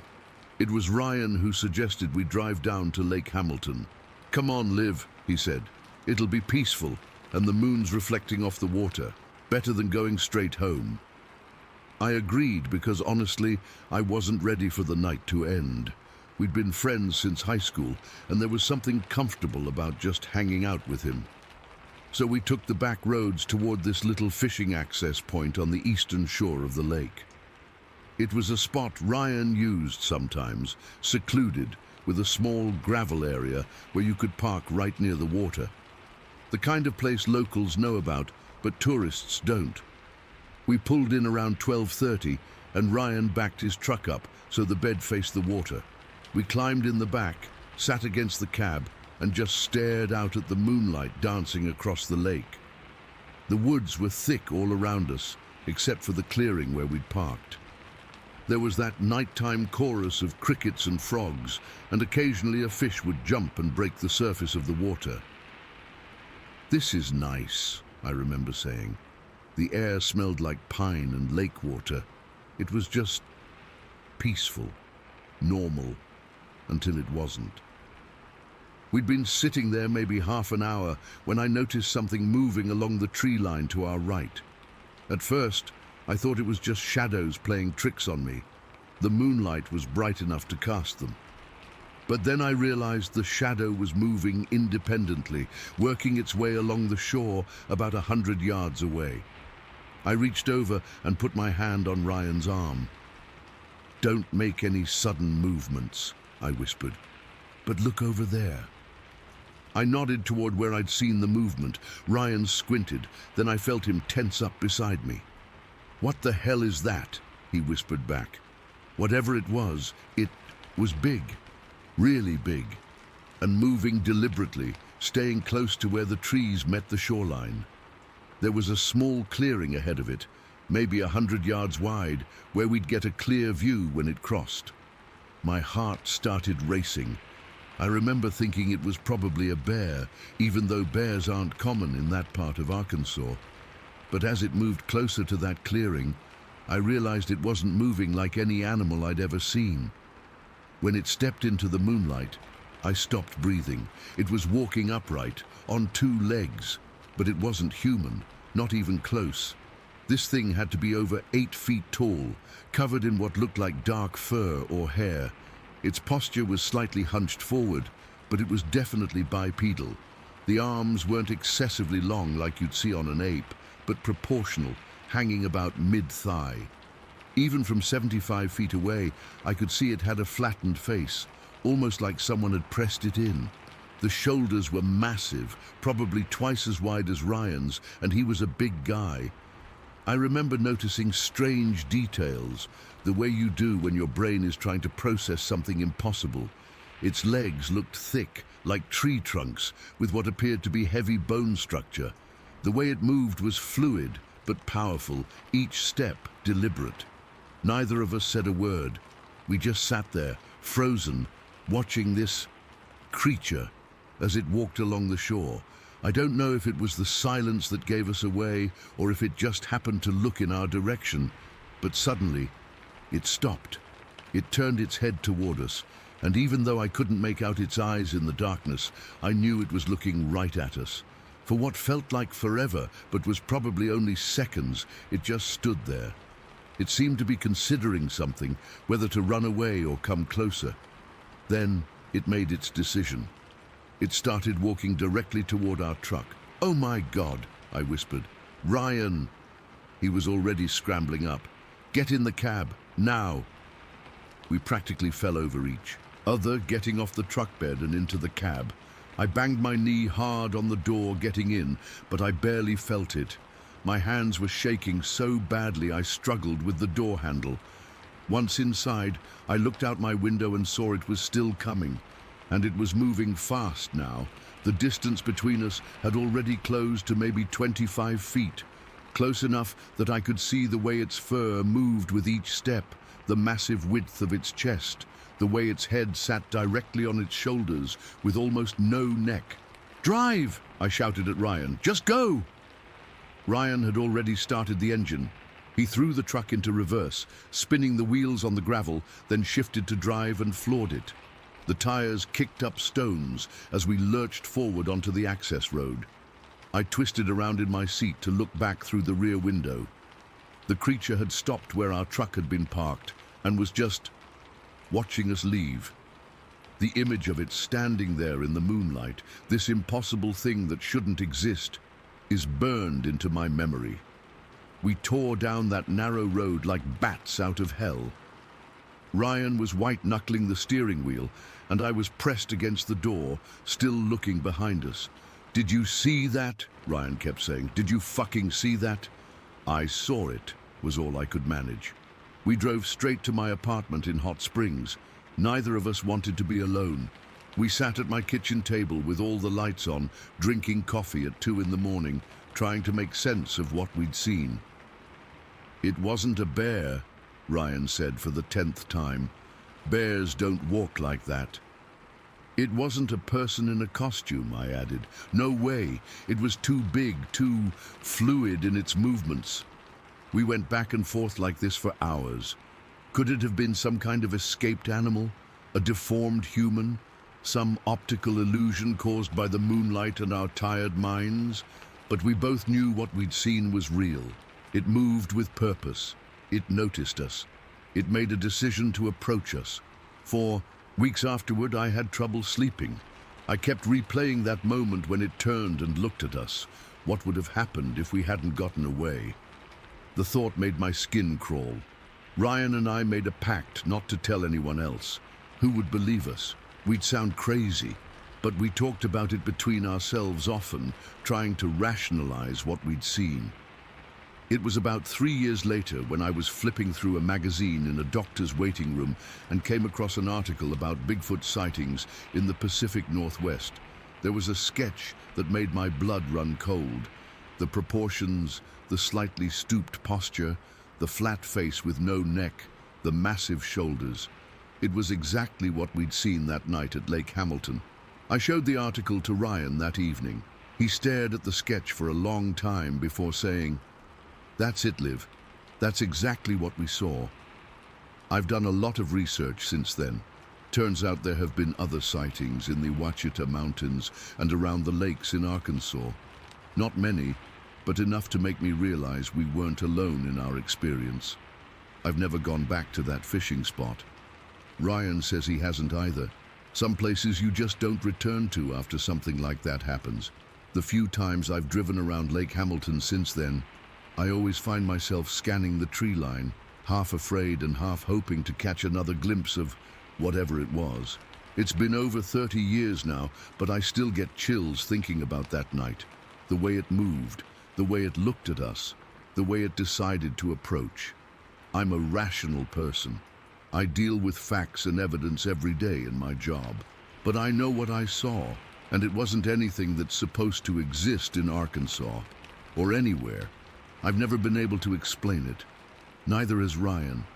All I know is that night changed something fundamental about how I see the world.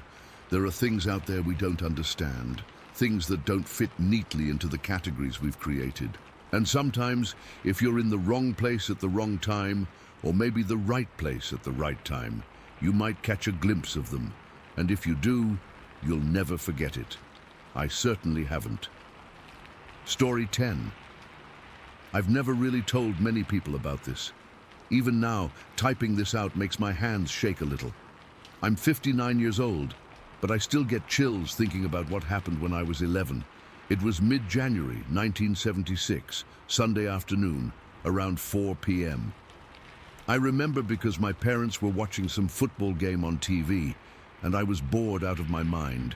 I lived in Monroe County, Iowa back then, in a small house on the edge of town. That winter had been unusually mild. We'd had snow, but it wasn't the brutal cold we usually got. My friends were all away that weekend. Julie was visiting her grandparents, and Beth's family had gone to Des Moines for some reason I can't remember now. So I decided to take my sled out to the country club hills by myself. Mom wasn't thrilled about it, but I promised to be back before dark, and it was only about 1.5 miles away. Different times back then. Kids could just go places alone without everyone freaking out. To get to the country club, I had to cross 2 sets of railroad tracks. The main line ran north to south, and then about 150 yards further was a feeder line that ran east to west from town. Between those tracks was basically no man's land, overgrown with trees, brush, and weeds that nobody ever cleared. The country club itself was built on this old depot area where steam engines used to stop and refill their water tanks back in the day. It was surrounded by these rolling hills, deep ravines, and thick vegetation. Perfect for sledding, but also kind of isolated. I remember wearing my blue winter coat that day, the puffy one with the fake fur-lined hood, and these thick mittens my grandma had, knitted for Christmas. I had my red plastic sled, not one of those fancy wooden ones, just a cheap molded plastic thing that went surprisingly fast. The snow was about 5 inches deep in the untouched areas, maybe 3 inches where people had packed it down. So I trudged up the southern hill, the big one that all the kids preferred because it had the longest run. I was the only one there that afternoon, which was weird because usually the place was crawling with kids on weekends. I figured the mild weather had maybe made people do other things instead. When I got to the top of the hill, that's when I noticed them. Footprints in the snow, but not regular footprints from boots or shoes. These were bare feet, completely bare feet in the snow. At first, I thought maybe some crazy teenager had done it on a dare or something, but then I noticed how deep they were. These prints went almost all the way down to the ground through the snow, and they were huge. I put my boot next to one of the prints, and my entire boot fit inside it with room to spare. I couldn't even touch the outline with my toes and heel at the same time. But the thing that really got to me was how far apart they were. The stride length was impossible. I actually counted. It took me 3 full steps to match the distance between one footprint and the next. The tracks led into the forest at the edge of the clearing. I stared at them for a while, curiosity battling with this growing unease in my stomach. I told myself it was probably just some teenagers messing around, maybe wearing some kind of weird prop feet as a prank. But even then, I couldn't figure out how they'd made the stride so long. I decided to ignore it and sled anyway. I'd come all this way after all. I positioned my sled at the top of the hill and pushed off. The ride down was fast as always, the cold air stinging my cheeks, but something felt different. Usually I'd be whooping and laughing, but that day I felt watched. When I reached the bottom of the hill, the feeling intensified. I glanced toward the tree line where those footprints had led. The shadows between the trees seemed deeper somehow, like they were hiding something. I told myself I was being stupid, that it was just my imagination running wild because I was alone, but I couldn't shake the feeling. I made it halfway up the hill for a second run before deciding I didn't want to be there anymore. The country club suddenly felt too quiet, too empty. I abandoned the idea of more sledding and started heading home, dragging my sled behind me. Walking between the railroad tracks was always creepy. The overgrown area was like a tunnel of dead winter branches and tall brown weeds. In summer, it was even worse, so thick with vegetation you could barely see through it. That day, I felt like every step I took was being observed. The snow crunched beneath my boots too loudly. I kept looking over my shoulder, but there was never anything there. When I finally crossed the second set of tracks and could see houses again, I practically ran the rest of the way home. Mom asked why I was back so early, and I mumbled something about it being too cold. I didn't tell her about the footprints. I didn't tell anyone. I figured they'd just say I was making it up or exaggerating. That night, I had trouble sleeping.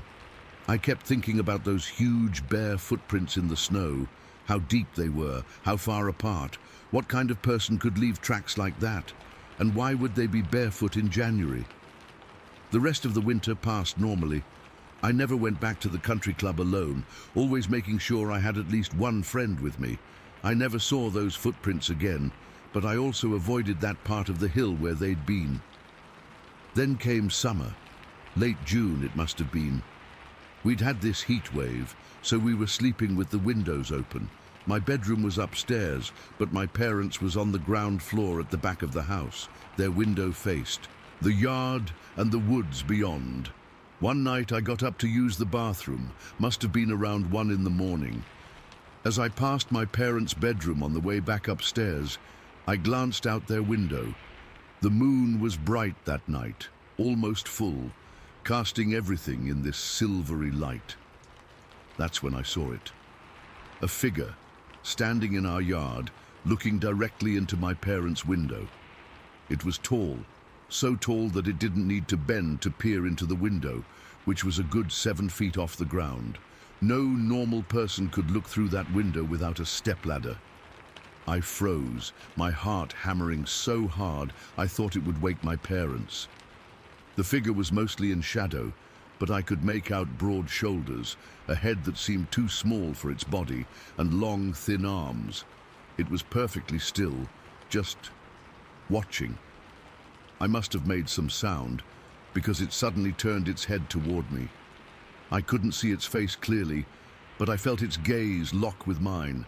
I've never felt such pure terror in my life. I couldn't move, couldn't scream, couldn't breathe.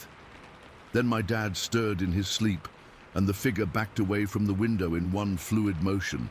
It didn't run. It just seemed to glide backward into the darkness at the edge of our yard, where the woods began. I stood there for what felt like hours, but was probably only seconds. Then I ran to my parents' bed, shaking my dad awake, babbling about someone outside. He got up, annoyed at being woken, and checked the window. He even went outside with a flashlight, but found nothing. He told me I'd had a bad dream, or my eyes were playing tricks on me in the moonlight. But I knew what I'd seen, and somehow I knew it was connected to those footprints at the country club. Whatever had left those tracks had followed me home, had maybe been watching our house for months. A week later, I overheard my dad talking to a neighbor about how the police had received reports of a prowler in the area. Several people had seen a tall figure lurking around their properties at night. The police never caught anyone. My family moved away from Monroe County the following year. Dad got a job in another state. I was secretly relieved. As an adult, I've tried to rationalize what happened. Maybe it was a very tall man. Maybe the footprints were some kind of weird prank. Maybe I really did imagine the figure at the window. But deep down, I know better. Those footprints weren't human. No person could have that stride length or walk barefoot in snow without frostbite. And whatever looked through my parents' window that summer night wasn't a normal prowler. I'm married now, with grown kids of my own. We live in a suburb, nowhere near woods or isolated areas. I've never told my husband the real reason why I insisted on a house in a densely populated neighborhood, or why I'm still uncomfortable in forests. I've never explained why I get anxious when my family wants to go hiking or camping. To this day, I can't explain what I encountered back in 1976. All I know is that something was watching me on that sledding hill, something that shouldn't exist in our world. And sometimes on dark nights when I can't sleep, I still get the feeling that it's out there somewhere, still watching, still waiting. I've spent decades trying to forget those footprints in the snow and that face at the window. But some things once seen can never be unseen. Some memories never fade, no matter how much you want them to. Story 11. I've never told this story to anyone outside my closest circle. Even now, typing this out makes my hands shake a little. This happened 7 years ago, but sometimes I still wake up in cold sweats thinking about it. My buddy Kenny and I used to go hiking and hunting all the time in the mountains near Brigham City, Utah. We'd grown up together, both of us from families that spent more time outdoors than in. That particular day in late September, we decided to check out this spot called Upper Docks Flat. It's pretty remote, not the kind of place casual hikers visit. The morning started out normal enough. We loaded up my old Chevy with our gear around 6 in the morning. Kenny brought snacks. Guy always packed enough food for 3 days, even on day trips, and I brought my rifle and this old single-shot 20-gauge shotgun my grandfather had given me. The shotgun was practically an antique. You had to manually cock the hammer and everything, but it was reliable. The drive up to the trailhead took about an hour and a half. We didn't talk much on the way, both of us still half asleep, just sipping coffee and watching the sun come up over the mountains. Fall in Utah is something else, all those aspens turning gold against the dark green of the pines. We started hiking around 8, planning to make it to this ridge I'd heard about, where there was supposed to be an old sheep herder's cabin. The trail wasn't well maintained, more like a game path in some spots, but we were used to that kind of terrain. The hike up was steep but uneventful. We spotted some deer tracks, saw a couple of hawks circling overhead, normal stuff. It took us about 3 hours to reach the ridge. The cabin was there, just like I'd heard, not much more than a pile of logs at this point, but you could still make out where the door and single window had been. But what caught our attention was this small pond, about 50 yards past the cabin. At first glance, there wasn't anything special about it. Maybe 30 feet across, clear water, but as we got closer, something felt off. I can't explain it exactly, but there was this pressure in the air, like right before a big storm hits. The hairs on the back of my neck stood up. Kenny noticed it too. "Ty, you hear that?" he asked, and that's when it hit me. There was nothing to hear. No birds, no insects buzzing, nothing. Just complete silence. In the mountains, that's not normal. There's always some kind of background noise. We walked up to the edge of the pond, and I noticed something else weird. There were no tracks around it. None. Not a single animal print or bird track in the soft mud at the edge. In the mountains, every water source usually has tracks all around it. Deer, elk, smaller critters. This pond looked untouched. "Dude, this is weird," Kenny said, kneeling down to touch the water. "It's like nothing drinks from this." I remember feeling a sudden urge to leave. "Let's head back down," I said, not even trying to hide the unease in my voice. Kenny didn't argue.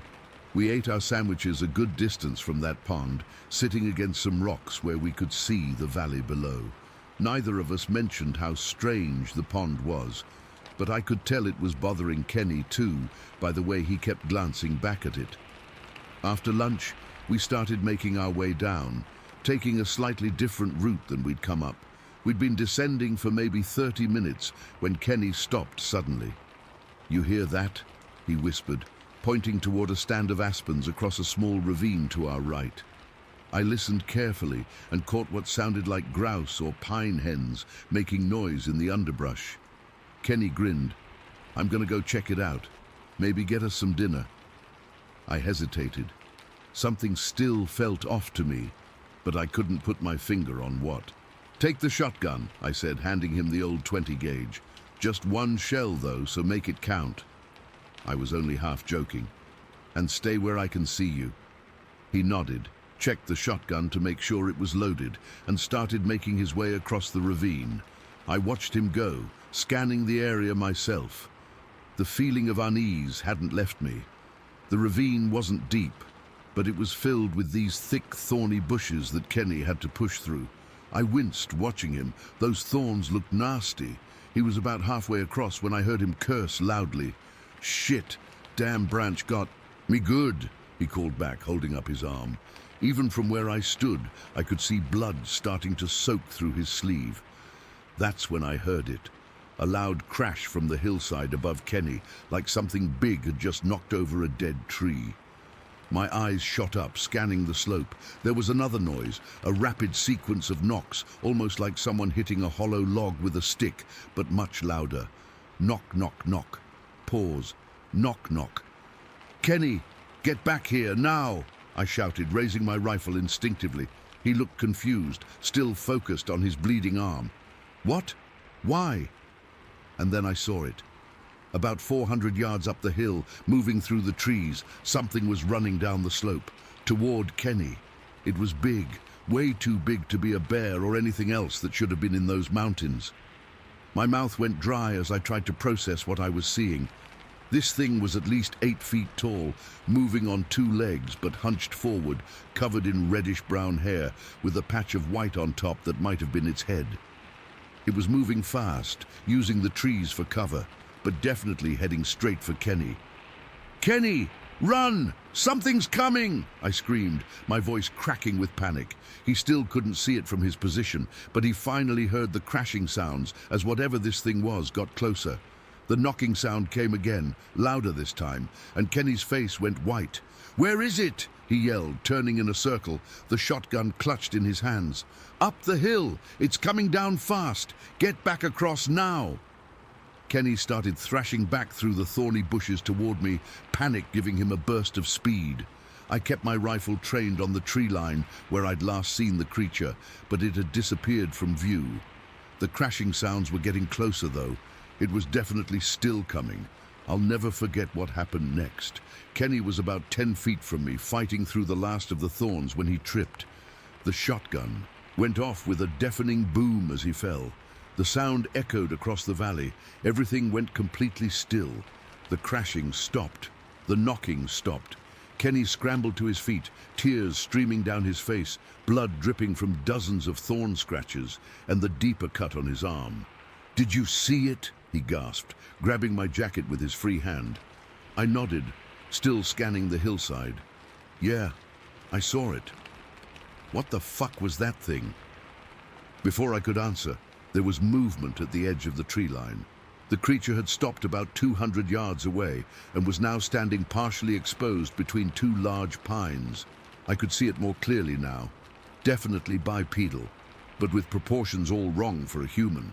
Its arms hung almost to its knees, and its shoulders were massive, hunched forward.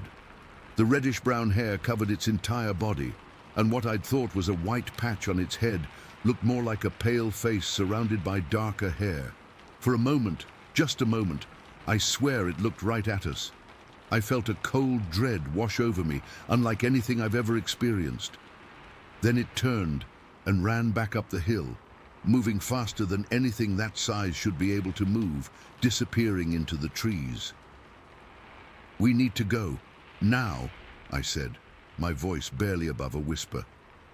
Kenny didn't argue. We practically ran down that mountain, taking the most direct route back to the truck. Neither of us spoke, neither of us looked back. The cut on Kenny's arm was bad enough that he probably needed stitches, but he refused to stop even to properly bandage it. The adrenaline kept us moving at a pace that would have been impossible under normal circumstances. We made it back to the truck as the sun was starting to set. I've never been so happy to see that beat-up old Chevy in my life. We threw our gear in the back and got the hell out of there, tires spraying gravel as we took that forest road way too fast.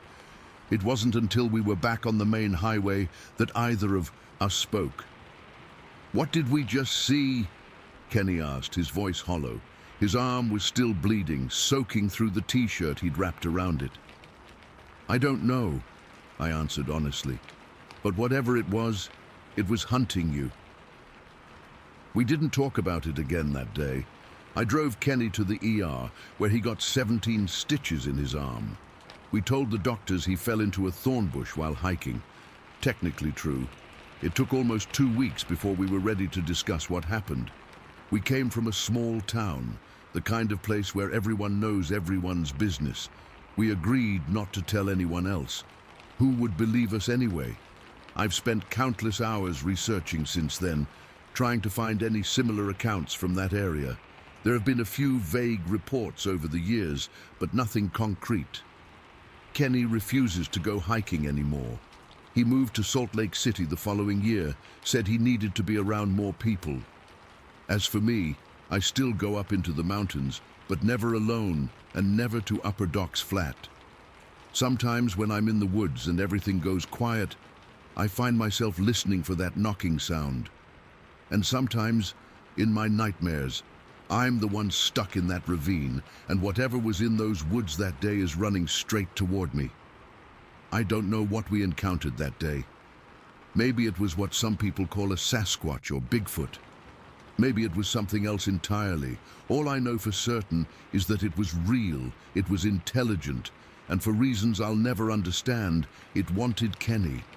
And sometimes I wonder, if that shotgun hadn't gone off, would either of us have made it back down that mountain? Story 12. I've never told this story to many people. I have a few close friends who know, and my wife, but that's about it. Most people would probably think I'm crazy or making it up for attention, but I swear on everything I care about, what I saw that day in 1996 was real. It was early May, probably around the 10th or so. The weather had finally turned nice after a particularly wet spring in Utah. I had a day off from work and decided to take advantage of the sunshine by going for a solo hike in the Wasatch Mountains. I lived in Pleasant Grove back then, so Grove Creek Canyon was practically in my backyard. I was 24 at the time, in decent shape, and had hiked this particular trail dozens of times before. Nothing about that morning seemed unusual. I remember wearing my favorite hiking boots, khaki shorts, and a light blue t-shirt. I had a small backpack with some water, trail mix, and a first aid kit, the usual stuff. I started up the trail around 9 in the morning. The sun was bright but not too hot yet, and the air had that fresh spring smell from all the new growth. You know how it is after a long winter. Everything feels alive again. The trail starts fairly steep right from the beginning, so I was breathing hard within minutes. But it felt good to be outside after being cooped up for months. About 10 or 15 minutes into the hike, I stopped to take a drink of water. The trail had switchbacks that gave you different views of the canyon walls as you ascended. I remember being about halfway up one of these switchbacks, looking across and up at the opposite canyon wall while catching my breath. That's when I saw it. At first, my brain couldn't process what I was looking at. About 100 yards up on the left side of the canyon wall, there was something dark moving. My first thought was bear, but it wasn't on all fours. Then I thought maybe it was a hiker in dark clothing, but something about the proportions was wrong. This thing was standing upright on 2 legs, but it wasn't a person. It was tall. I'd estimate somewhere between 6.5 to 7 feet, with a build that looked powerful and solid. What struck me most was the dark hair that seemed to cover its entire body. Not clothing, hair, or fur, I guess. It was a deep, almost black color that contrasted sharply against the lighter rocks and vegetation. I froze completely, didn't move a muscle, didn't even take another sip of my water. I just stood there, trying to make sense of what I was seeing. The distance was too great to make out facial features, but I could clearly see its outline and movements. Those movements were what convinced me this wasn't human. The arms were longer than they should be, proportionally all wrong for a person. It was sitting or crouching on a rocky outcropping, hunched slightly forward with its head tucked in a bit, almost like it was surveying the canyon. I remember thinking, this is not something I recognize. This is not something that should be here. My heart was pounding so hard I could feel it in my throat. I wasn't exactly scared yet, more like stunned into complete stillness. It's strange how your mind works in moments like that. Part of me was trying to rationalize what I was seeing. Maybe it's just a weird shadow. Maybe it's someone in a costume. Maybe I'm not seeing what I think I'm seeing. But I knew. Deep down, I knew exactly what I was looking at, even though I'd never believed such things existed before that moment. For what felt like an eternity, but was probably only 20 or 30 seconds, I watched it. It seemed to be scanning the area, moving its head slowly from side to side. Was it looking for prey? Or maybe it was checking for dangers, like humans, like me. Then it moved. It stood fully upright, and the movement was fluid and deliberate. Not jerky or awkward like you'd expect from someone in a costume. It turned and walked along the ridge for a few steps, then disappeared from view behind the top of the canyon wall. It didn't run or move like it was frightened. It just left, like it had seen what it needed to see and was moving on. Only after it disappeared did I realize I'd been holding my breath. I exhaled shakily and felt my knees go weak. I sat down hard on a nearby rock, still staring at the spot where I'd seen the creature. "What the hell was that?" I whispered to myself. My voice sounded strange and far away. I sat there for probably 5 minutes, just trying to process what had happened. Part of me wanted to turn around, go back to my car, and drive home as fast as possible. But another part, the curious part, or maybe the stupid part, wanted to keep going. I needed to know if I could see it again, get a better look, maybe even confirm what I'd seen. I decided to continue my hike, but with a new level of awareness I'd never experienced before. Every sense was heightened. Every rustle in the brush made me jump. Every shadow seemed threatening. I kept scanning the canyon walls, looking for any movement or dark shapes. The trail eventually took me up higher, and I found myself moving closer to the area where I'd seen the creature. I was walking much more cautiously now, stopping frequently to listen and look around. The usual peaceful feeling I got from hiking was completely gone, replaced by a hyper-vigilant state that was exhausting to maintain. As I got closer to that section of the canyon wall, I noticed something else strange. The birds had stopped singing. The canyon was eerily quiet, except for the sound of the creek below and my own footsteps. Even the insects seemed to have gone silent. I'd spent enough time outdoors to know that when the forest goes quiet, it usually means a predator is nearby. About an hour into my hike, I reached a point where I could see the rocky outcropping where the creature had been sitting. I stopped and studied it carefully. There was nothing there now, of course, but I could see that it was a perfect spot for something to sit and observe the canyon. It had a clear view of the trail below and would be hard to spot unless someone was specifically looking up at that exact location. I considered trying to find a way up to that spot to look for evidence, footprints, hair, anything, but the terrain was steep and dangerous. Without proper climbing equipment, I'd be risking a serious fall. And truthfully, I wasn't sure I wanted to find evidence. Part of me still hoped I could somehow convince myself I'd been mistaken. I continued hiking for another hour or so, constantly looking over my shoulder and scanning the ridgelines. I never saw the creature again that day, but I never fully relaxed either. Every shadow, every movement in my peripheral vision made my heart race. I found myself walking faster than usual, eager to complete the loop and get back to my car. When I finally made it back to the trailhead around 1 in the afternoon, I felt a wave of relief wash over me. I sat in my car for a long time before starting the engine, just thinking about what I'd seen. I had no camera with me that day. Smartphones weren't really a thing yet, and I hadn't brought my bulky film camera on what was supposed to be a routine hike. I had no evidence, no way to prove what I'd seen.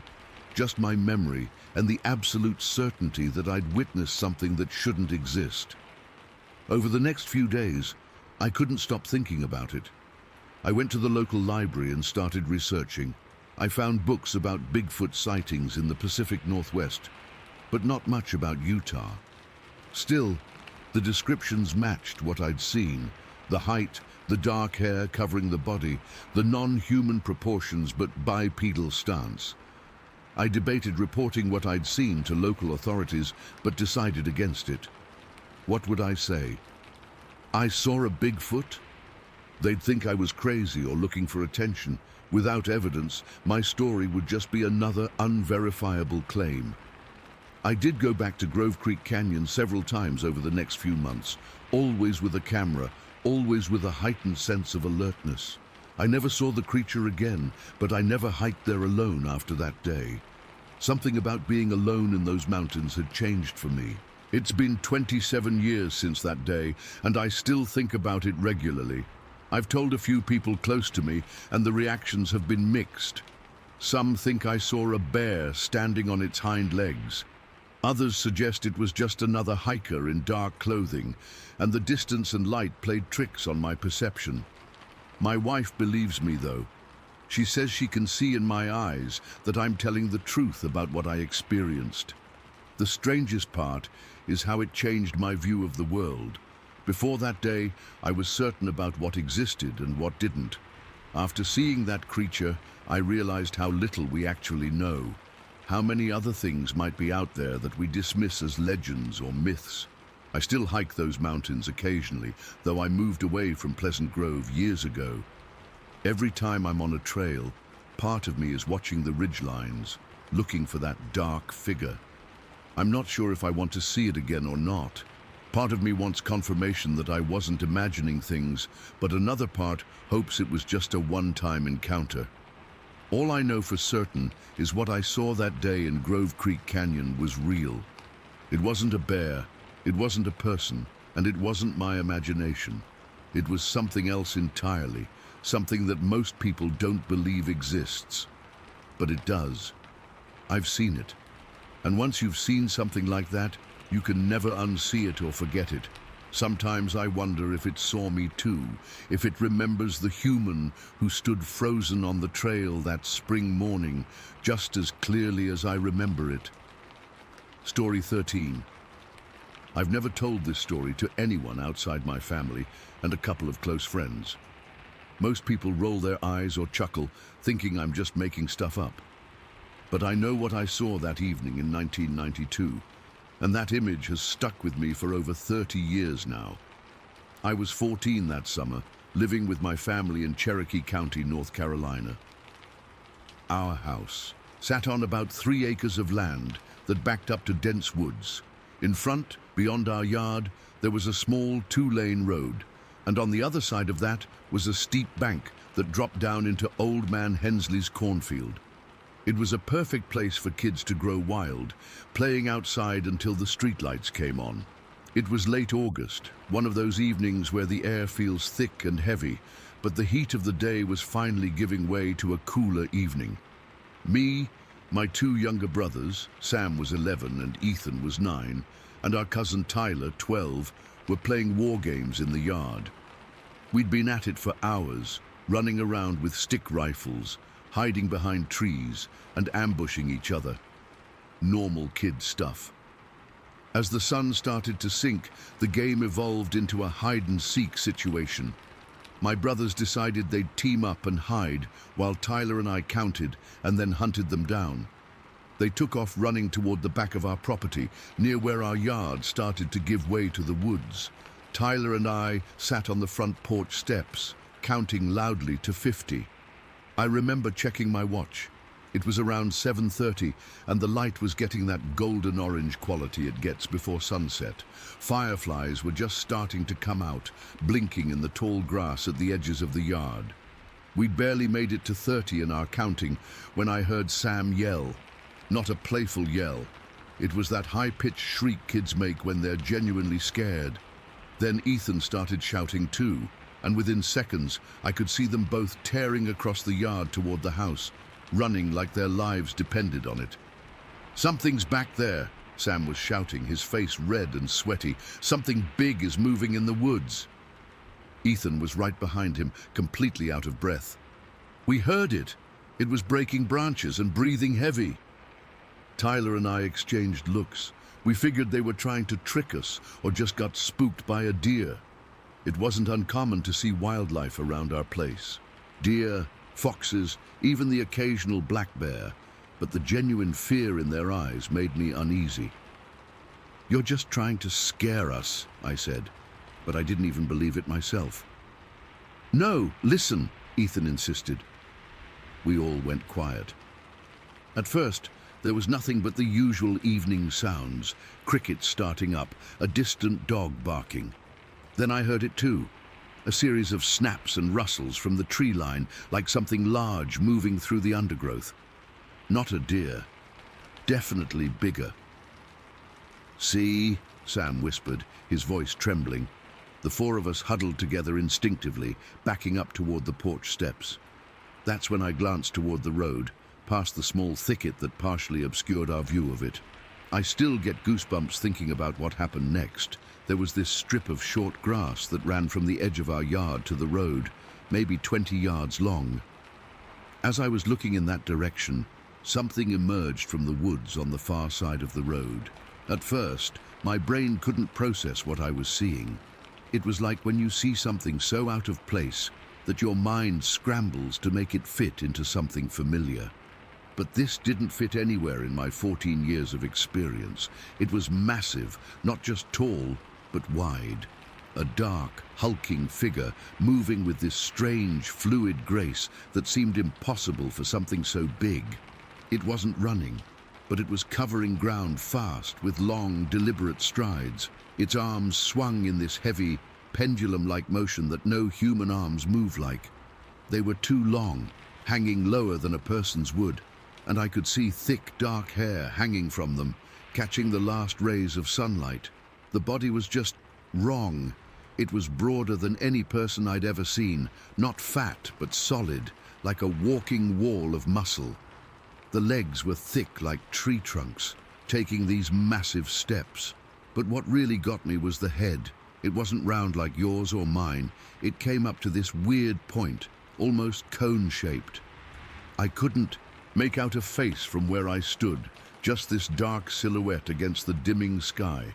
The thing crossed the entire two-lane road in just a few steps. It moved with this purpose, like it knew exactly where it was going. Then it disappeared over the bank, down into Hensley's cornfield. The whole sighting couldn't have lasted more than 5 or 6 seconds, but it felt like time had slowed down while it was happening. None of us moved. I'm not even sure if we were breathing. Then Tyler broke the silence with a whimper, and that snapped us all out of it. We ran for the house, practically falling over each other to get inside. My dad was in the living room watching TV when we burst in, all talking at once, faces pale.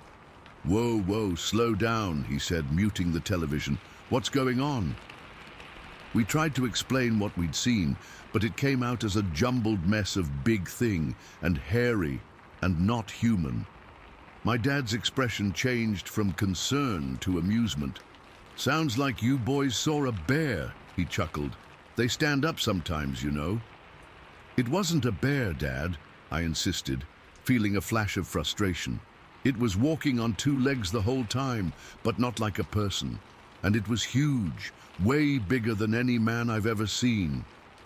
"And its head was pointy," Ethan added, making a triangle shape with his hands above his head. Dad just shook his head and smiled. "You boys and your imaginations. Maybe we should cut back on those monster movies, huh?" But I could tell he was just humoring us. He didn't believe a word. That night, I couldn't sleep. Every time I closed my eyes, I saw that dark figure striding across the road. I kept replaying the image, trying to make it fit into something normal. A bear, a man in a coat, anything but what my gut was telling me it was. Because deep down, I knew exactly what we'd seen. I'd read about them in books, seen documentaries, heard the local legends, but actually seeing one in real life, that wasn't supposed to happen. That was the stuff of campfire stories and tabloid headlines. The next morning, while everyone was eating breakfast, I slipped out to check the road. I don't know what I expected to find. Footprints, maybe. Some kind of evidence. But the asphalt revealed nothing, and the bank was too steep and covered in weeds for anything to show. I did notice something, though. At the edge of the cornfield, several stalks were broken and bent, creating a rough path leading deeper in. Could have been anything. Deer, local kids cutting through.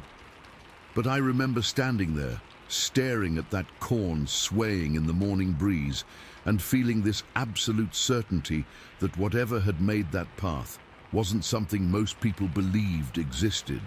Over the next few days, my brothers and I kept talking about it when the adults weren't around. Our stories matched up perfectly. We'd all seen the same thing. Tyler was the most shaken up. He refused to play outside for the rest of his visit and had his mum come pick him up a day early. I tried telling a couple of my friends when school started back, but I got the same reaction as from my dad, amused disbelief. One friend even started calling me Sasquatch Morgan for a while, thinking it was hilarious. I stopped bringing it up pretty quickly, but I couldn't stop thinking about it. I started reading everything I could find about Bigfoot sightings. This was before the internet was in every home, so I was checking out books from the library, reading newspaper clippings, even found some old local accounts of similar sightings in the Appalachian region. The more I read, the more convinced I became. What we saw matched so many of the descriptions, the size, the gait, the cone-shaped head that so many witnesses reported. People who'd never met each other, from different states, different decades, all describing the same creature in such similar terms. My brothers eventually stopped talking about it. Kids are resilient that way. They get scared, then they move on. But I couldn't let it go. That sighting changed something fundamental in how I saw the world. If this thing existed, this creature that science said wasn't real, what else might be out there that we're told is just myth or legend? Over the years, I've gone back to that spot many times. We moved away when I was 17, but whenever I visit the area, I find myself driving past our old house, slowing down at that stretch of road. Nothing like that has ever happened to me again.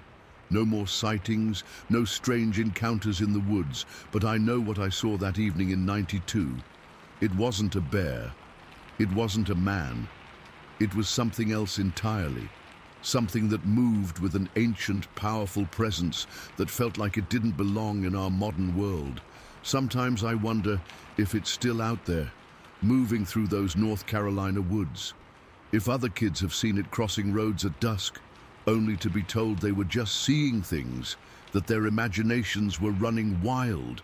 I wonder if it knows we saw it, if it was as aware of us 4 kids frozen in fear as we were of it. I'm 35 now, with kids of my own. We live in a suburb outside of Raleigh, far from those deep woods of Cherokee County.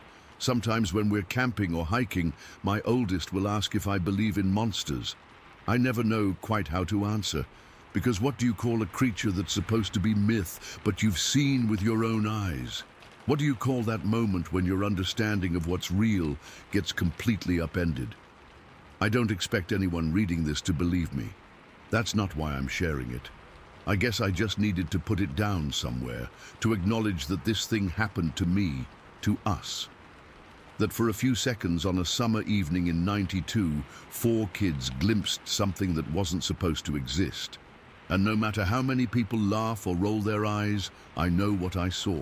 That dark, massive figure crossing the road in just a few fluid strides, disappearing into the corn. Real as anything, a memory that's never faded, never lost its edge, even after all these years. Some things you just can't unsee. Some moments change how you look at the world forever. That was mine. Story 14. I've never told this story publicly before. For over 25 years, I've kept it mostly to myself, aside from a few close family members who probably think I was seeing things. I wouldn't blame anyone for being skeptical. I would be too if someone else told me this story. But I know what I saw that October evening in 1997, and it still gives me chills when I think about it. I was 32 at the time, a single mom with 3 kids working at the paper mill in Gladstone, Michigan. If you're not familiar with the Upper Peninsula, it's pretty remote. Lots of forests, swamps, and wilderness. I grew up there as a logger's daughter, so I was no stranger to the outdoors. I'd spent my childhood traipsing through those woods with my dad, learning about every animal that lived there. I owned horses, hunted deer, and could identify tracks from just about any creature native to the UP. That particular day, October 15th, was a Wednesday, and I was exhausted after pulling a 10-hour shift. The mill was short-staffed, and I'd picked up extra hours to cover the bills. By the time I picked up my kids from daycare, it was already getting dark.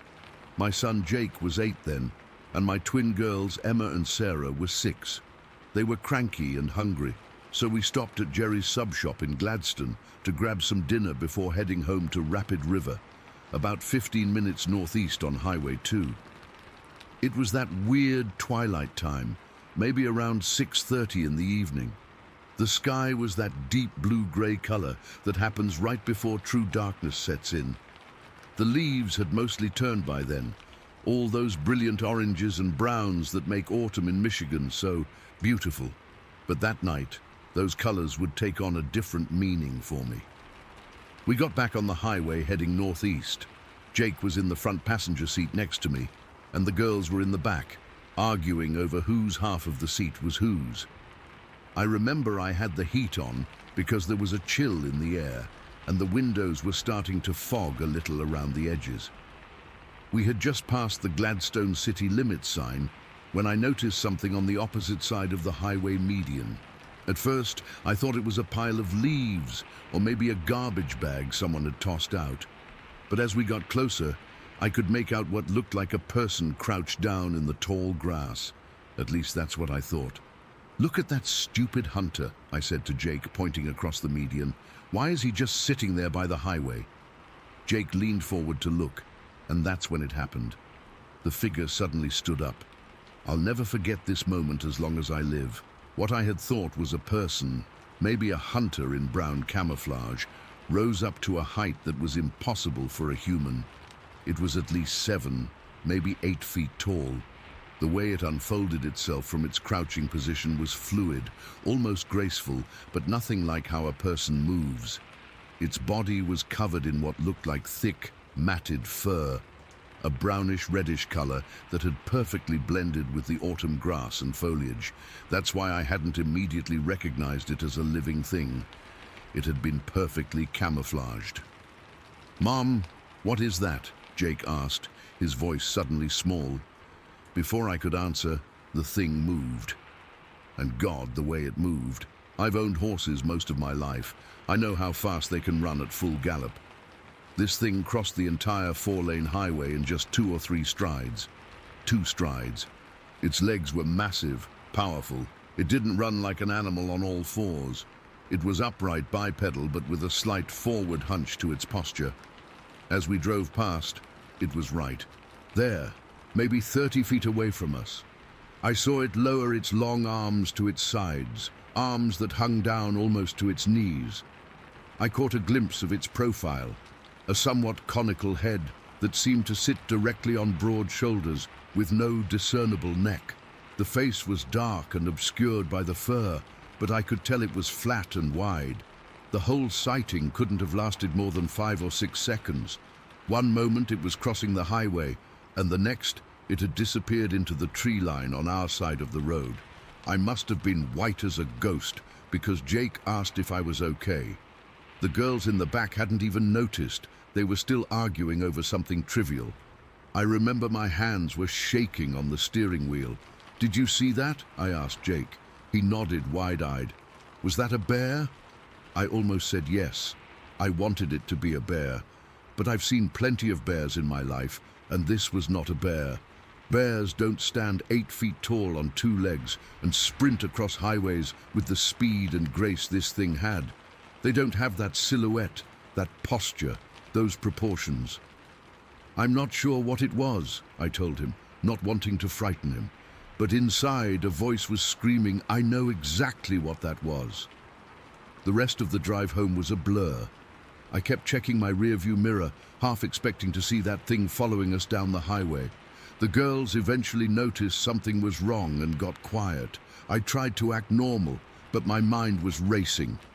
When we got home, I hurried the kids inside and locked all the doors and windows, something I rarely did living out in the country. That night, I couldn't sleep. I kept replaying those few seconds in my head, trying to convince myself I'd seen something ordinary. A bear, a moose, even just a tall man in a hunting outfit. But none of those explanations fit what I'd witnessed. 2 days later, I was driving to work with the radio on when the morning DJ started talking about a Bigfoot sighting reported on Highway 2, just outside of Gladstone. My blood ran cold. Someone else had seen it too, but then the DJ and his co-host started laughing, making jokes about people drinking too much or having overactive imaginations. They turned it into a call-in segment where people shared their own ridiculous monster stories. And that's why I never reported what I saw. Who would believe me? I'd be the crazy lady who thought she saw Bigfoot. My kids' friends would make fun of them. People in town would talk. So I kept quiet. But here's the thing that has bothered me for all these years. That stretch of highway where we saw the creature borders miles of dense swampland. It's not a place where humans go. It's too wet, too difficult to navigate, and there's nothing of value there. But it's perfect territory for something that wants to remain hidden, with plenty of cover, water, and wildlife for food, yet close enough to civilization to occasionally venture near. Every time I've driven past that spot in the years since, and it's been hundreds of times, I look for it. I scan the tree line, the median, the tall grass. My kids grew up and moved away, and I never told the girls what Jake and I saw. Jake and I have only spoken about it a handful of times, usually when we're alone, and the subject of the unexplained comes up. Do you remember that thing we saw on the highway when you were little? I'll ask. Yeah, he always says quietly. I remember. We don't need to say more than that. I've tried countless times to rationalize what I saw. I've read about known wildlife in the UP, unusual bear behaviors, the effects of twilight on perception. I've considered every possible explanation, but I keep coming back to the same conclusion. What we saw that evening wasn't any known animal. The size alone eliminates most possibilities. The way it moved, bipedal, swift, deliberate, rules out the rest. Its coloration, its proportions, the way it held itself. Nothing in my extensive outdoor experience matches it. I'm a practical person. I don't believe in ghosts or aliens or conspiracy theories. I grew up in these woods and know them intimately. Before that day, if someone had told me they'd seen a Bigfoot, I would have smiled politely while thinking they were full of it. Now I'm the one with the unbelievable story, and the most frustrating part is that I know what I saw was real, but I have no way to prove it. No photos, no physical evidence, just the memory of those few seconds that changed how I understand the world around me. That spot on Highway 2 looks so ordinary in the daylight. You drive past it 1,000 times and never think twice about it. But it's different for me. Every time I pass by, I feel a mix of fear and wonder. What else is out there that we don't know about? How many other people have seen something similar but, like me, chose to stay silent rather than face ridicule? It's been 25 years, and I still get goosebumps when I drive that stretch of road at dusk. I still scan the tree line, still watch the tall grass for movement. And sometimes, just sometimes, I think I catch a glimpse of something brown moving among the trees. It's probably just shadows or a deer, probably. But maybe not. I never planned on sharing this story. I figured I'd take it to my grave. But as I get older, I find myself wondering if anyone else has seen what I saw, if anyone else knows the secret I've been carrying all these years. So here it is, my unbelievable but absolutely true experience. I still don't know what to call what I saw that evening in 1997, but I know it was real, and I know it's still out there, somewhere in the swamps and forests of the Upper Peninsula, watching and waiting. Story 15. I still feel sick when I drive down Route 22. My husband thinks I should see someone about it, but how do you explain to a therapist that you're not crazy? You just saw something that shouldn't exist. It's been 3 months since it happened, and I still wake up some nights with my heart racing, feeling like I'm back in that car. It was the second Saturday in October. John and I were heading down to his sister's place in Indianapolis for her birthday dinner. We left Marion around 2 in the afternoon. The weather was perfect. One of those crystal clear fall days where the sky is impossibly blue and the trees look like they're on fire with all the colors. We had the windows cracked, and I remember the smell of dry leaves and that earthy autumn scent in the air. We were on Route 22, on that stretch south of town where there's nothing but farmland and woods. John was driving, and I was flipping through stations trying to find something decent to listen to. We'd been talking about normal stuff, bills, whether we should repaint the kitchen, stupid office drama from my job. Just everyday conversation. The road bends right before it straightens out for about a mile or so. As we came around that curve, I noticed something moving up ahead on the right side of the road. At first, I thought it was a bear, which would have been weird enough since we don't really get them around here. But as we got closer, I realized whatever it was stood upright. And it was big, really big. "John, slow down," I said, pointing ahead. "What is that?" He eased off the gas, and we started coasting toward this thing.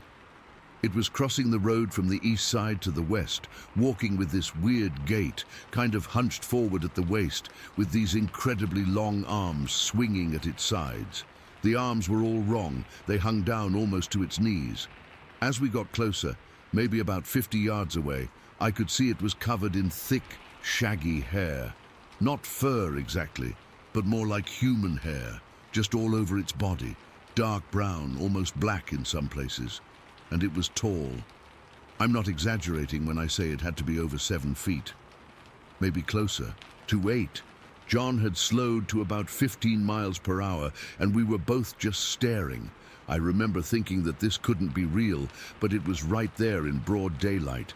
There was no mistaking what we were seeing. "What the hell is that?" John whispered. His knuckles were white on the steering wheel. The thing was moving deliberately, taking these wide, swinging steps across the pavement. Its shoulders were massive, like a bodybuilder, but twice as wide. It had this barrel chest and thick, powerful-looking legs. The whole way it moved was just wrong, like something pretending to be human, but not quite getting it right. We were close enough now that I could see details of its face, and that's when my stomach really dropped. It had these deep-set eyes under a heavy brow ridge, almost like a gorilla, but different.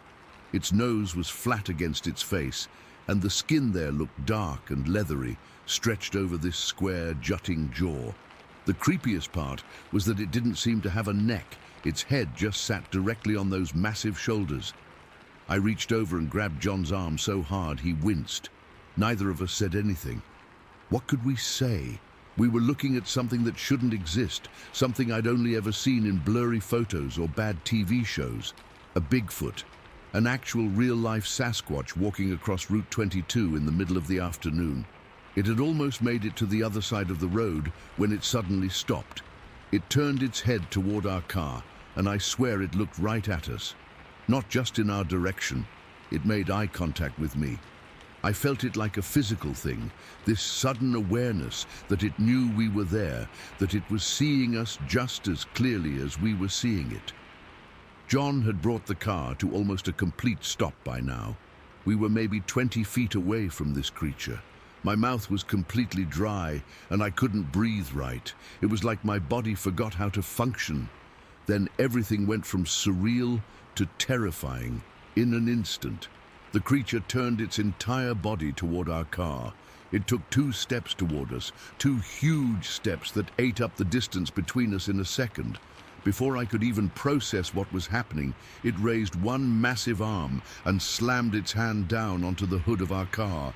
The sound was deafening, like someone had dropped a boulder on the metal. The whole car shook with the impact. I screamed, and John let out this strangled sound that I'd never heard from him before. We were both frozen, staring at this enormous hairy hand splayed across our hood. Its fingers were thick, easily twice the size of a large man's, with dark, dirty nails that looked more like claws. The palm was massive, covering a good portion of the hood. I could see muscles and tendons flexing under the hair as it pressed down, actually denting the metal. For 3, maybe 4 seconds, it just stood there with its hand on our car, staring at us through the windshield. I couldn't look away from its eyes. They were dark, not black, but a deep, deep brown. and they had this intelligence in them that terrified me more than anything else. This wasn't some animal. Whatever this thing was, it was thinking, analyzing, deciding. Then, as suddenly as it had approached, it pulled its hand back. In one fluid motion, it turned, stepped over the guardrail on the west side of the road, and disappeared down the slope into the woods. It moved with this shocking agility for something so big, just vaulted right over that metal rail like it was nothing. John and I sat there for, I don't know how long, maybe 30 seconds, maybe 5 minutes, I couldn't tell you. Time felt broken. Eventually, I managed to whisper, "Did you see that? Please tell me you saw that." "I saw it," he said. His voice sounded strange, higher than normal. "Jesus Christ, I saw it." John put the car in park right there in the middle of the road. There wasn't any traffic anyway, and we both got out on shaky legs. We walked to the front of the car, and there it was, a perfect dent in the shape of a massive hand, with 5 distinct finger impressions pressed into the metal of our hood. We stood at the guardrail where it had crossed over, trying to spot it in the woods below, but there was nothing. Just trees and underbrush and silence. It had completely vanished. Something that big, that distinctive, and it was just gone, like it had never been there at all, except for the evidence pressed into our car. We got back in the car and just sat there for a while. John's hands were shaking so badly he couldn't put the key in the ignition at first. I remember checking the time. It was 2:27. The whole encounter had lasted maybe 2 minutes total. "We need to tell someone," I said. "Who?" "The police. They'll think we're crazy." He was right, of course. What would we say? "Officer, Bigfoot just slapped our car?" We ended up driving to his sister's place in Indianapolis, but I don't remember much about the drive. We were both just processing. We didn't talk much. When we got there, we told his sister we'd hit a deer, which explained why we were shaken up and why there was a weird dent in our hood. That night, after we got home, we looked online to see if anyone else had reported anything similar in the area. There were a few vague stories about strange noises in the woods or livestock acting weird, but nothing like what we'd seen. John took photos of the handprint on our hood, measuring it against his own hand. The thing's palm was nearly twice as wide as his. We debated reporting it to one of those cryptid hunter websites, but decided against it. I didn't want our names associated with something like that. People would think we were attention-seeking liars or just plain crazy. So we kept it to ourselves, only telling a couple of close friends who we knew wouldn't judge us. 3 months later, and that day still feels like a dream sometimes, except that handprint is still there on our car. John wants to get the hood replaced, but I almost don't want to. It's the only proof we have that what we saw was real. I've driven that stretch of road a few times since then, always in the middle of the day, always with John. Each time, my eyes are glued to the tree line. I scan the forest edge constantly, half terrified and half hoping to see it again. To confirm I'm not losing my mind. The thing that keeps me up at night isn't just that we saw something impossible. It's that look in its eyes, that moment of recognition, of assessment. Whatever that creature was, it wasn't just some animal acting on instinct. It made a choice to approach our car, to touch it, to make contact. It wanted us to know it was there. It wanted us to see it. And sometimes, when I'm driving alone and past that spot, I can't shake the feeling that it's still out there in those woods, watching, waiting, remembering us just as clearly as we remember it. Story 16. I've never told the full story before, not even to my husband. It's been 24 years, and I still wake up sometimes with my heart racing, seeing those eyes in my mind. I'm only sharing this now because I need to tell someone who might believe me, and maybe find others who've seen what I saw. It was Thanksgiving night, 1999. My daughter had just moved to Cleveland for her new job, and I'd driven up from Atlanta to spend the holiday with her. She'd wanted me to stay the night, but I was eager to get back home. My husband was recovering from knee surgery and couldn't make the trip, and I didn't like leaving him alone too long, even with the neighbors checking in. I left around 7:30 that evening. Traffic was surprisingly light, one of the perks of traveling on a holiday, I suppose. The drive was peaceful at first. I remember having the radio on low, playing some soft rock station.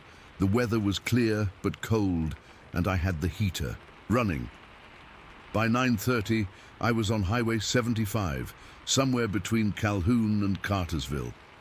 This stretch of road was mostly rural back then, with long, dark patches between the small towns.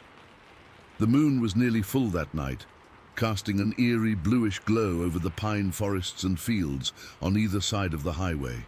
I wasn't tired yet, but I was in that relaxed driving zone where your mind wanders a bit. I was thinking about leftovers in the trunk. I'd packed enough turkey and sweet potato casserole to feed us for days, and mentally planning the rest of our weekend. The highway curved slightly to the right, and as I followed the bend, my headlights swept across something ahead. At first glance, I thought it was a man crossing the road. That was my brain's immediate attempt to categorize what I was seeing.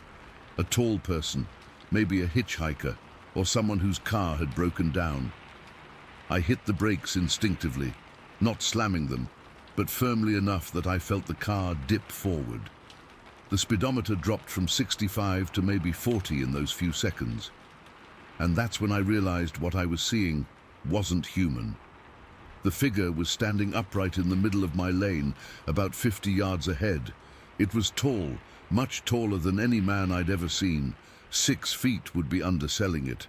My best guess now is around 7 feet, but in that moment, all I registered was big.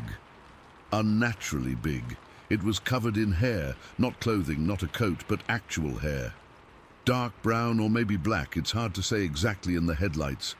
The hair wasn't shaggy like a bear's, but not sleek either. Something in between, like a very dense coat that moved with the creature. What struck me most was its posture. It was standing on 2 legs, but not like a person stands. There was a slight forward hunch to its shoulders, and its arms, God, its arms were long. They hung down almost to its knees, and yet despite this hunched appearance, it moved with a grace that seemed impossible for something so large. As my car got closer, still slowing, the creature turned its head toward me. That's when our eyes met. I'll never forget those eyes as long as I live. They caught the light from my headlights and reflected it back, not like a deer's eyes would, but with an eerie amber glow. The eyes weren't wide with fear like an animal caught in headlights. They were focused, aware, intelligent. There was a moment, maybe only half a second, but it felt like an eternity, where I felt like it was assessing me, not just seeing my car, but seeing me inside the car. I felt exposed, transparent. My hands started trembling on the steering wheel.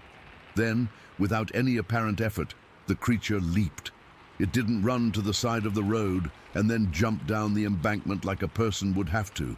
It simply gathered itself slightly and leaped sideways, clearing the entire road shoulder and the steep embankment beyond in one fluid motion. I remember thinking no human could jump like that.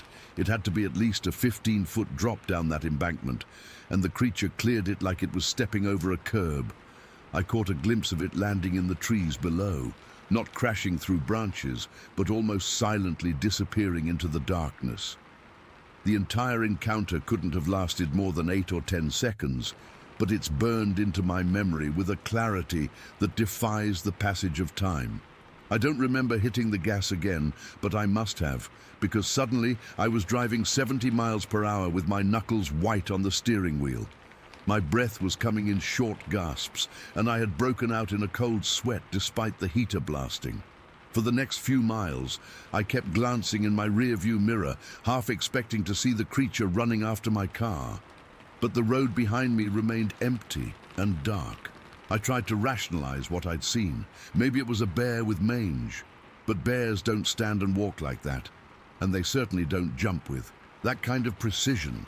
A man in a costume, on Thanksgiving night in the middle of nowhere, and no costume could explain the way it moved or jumped.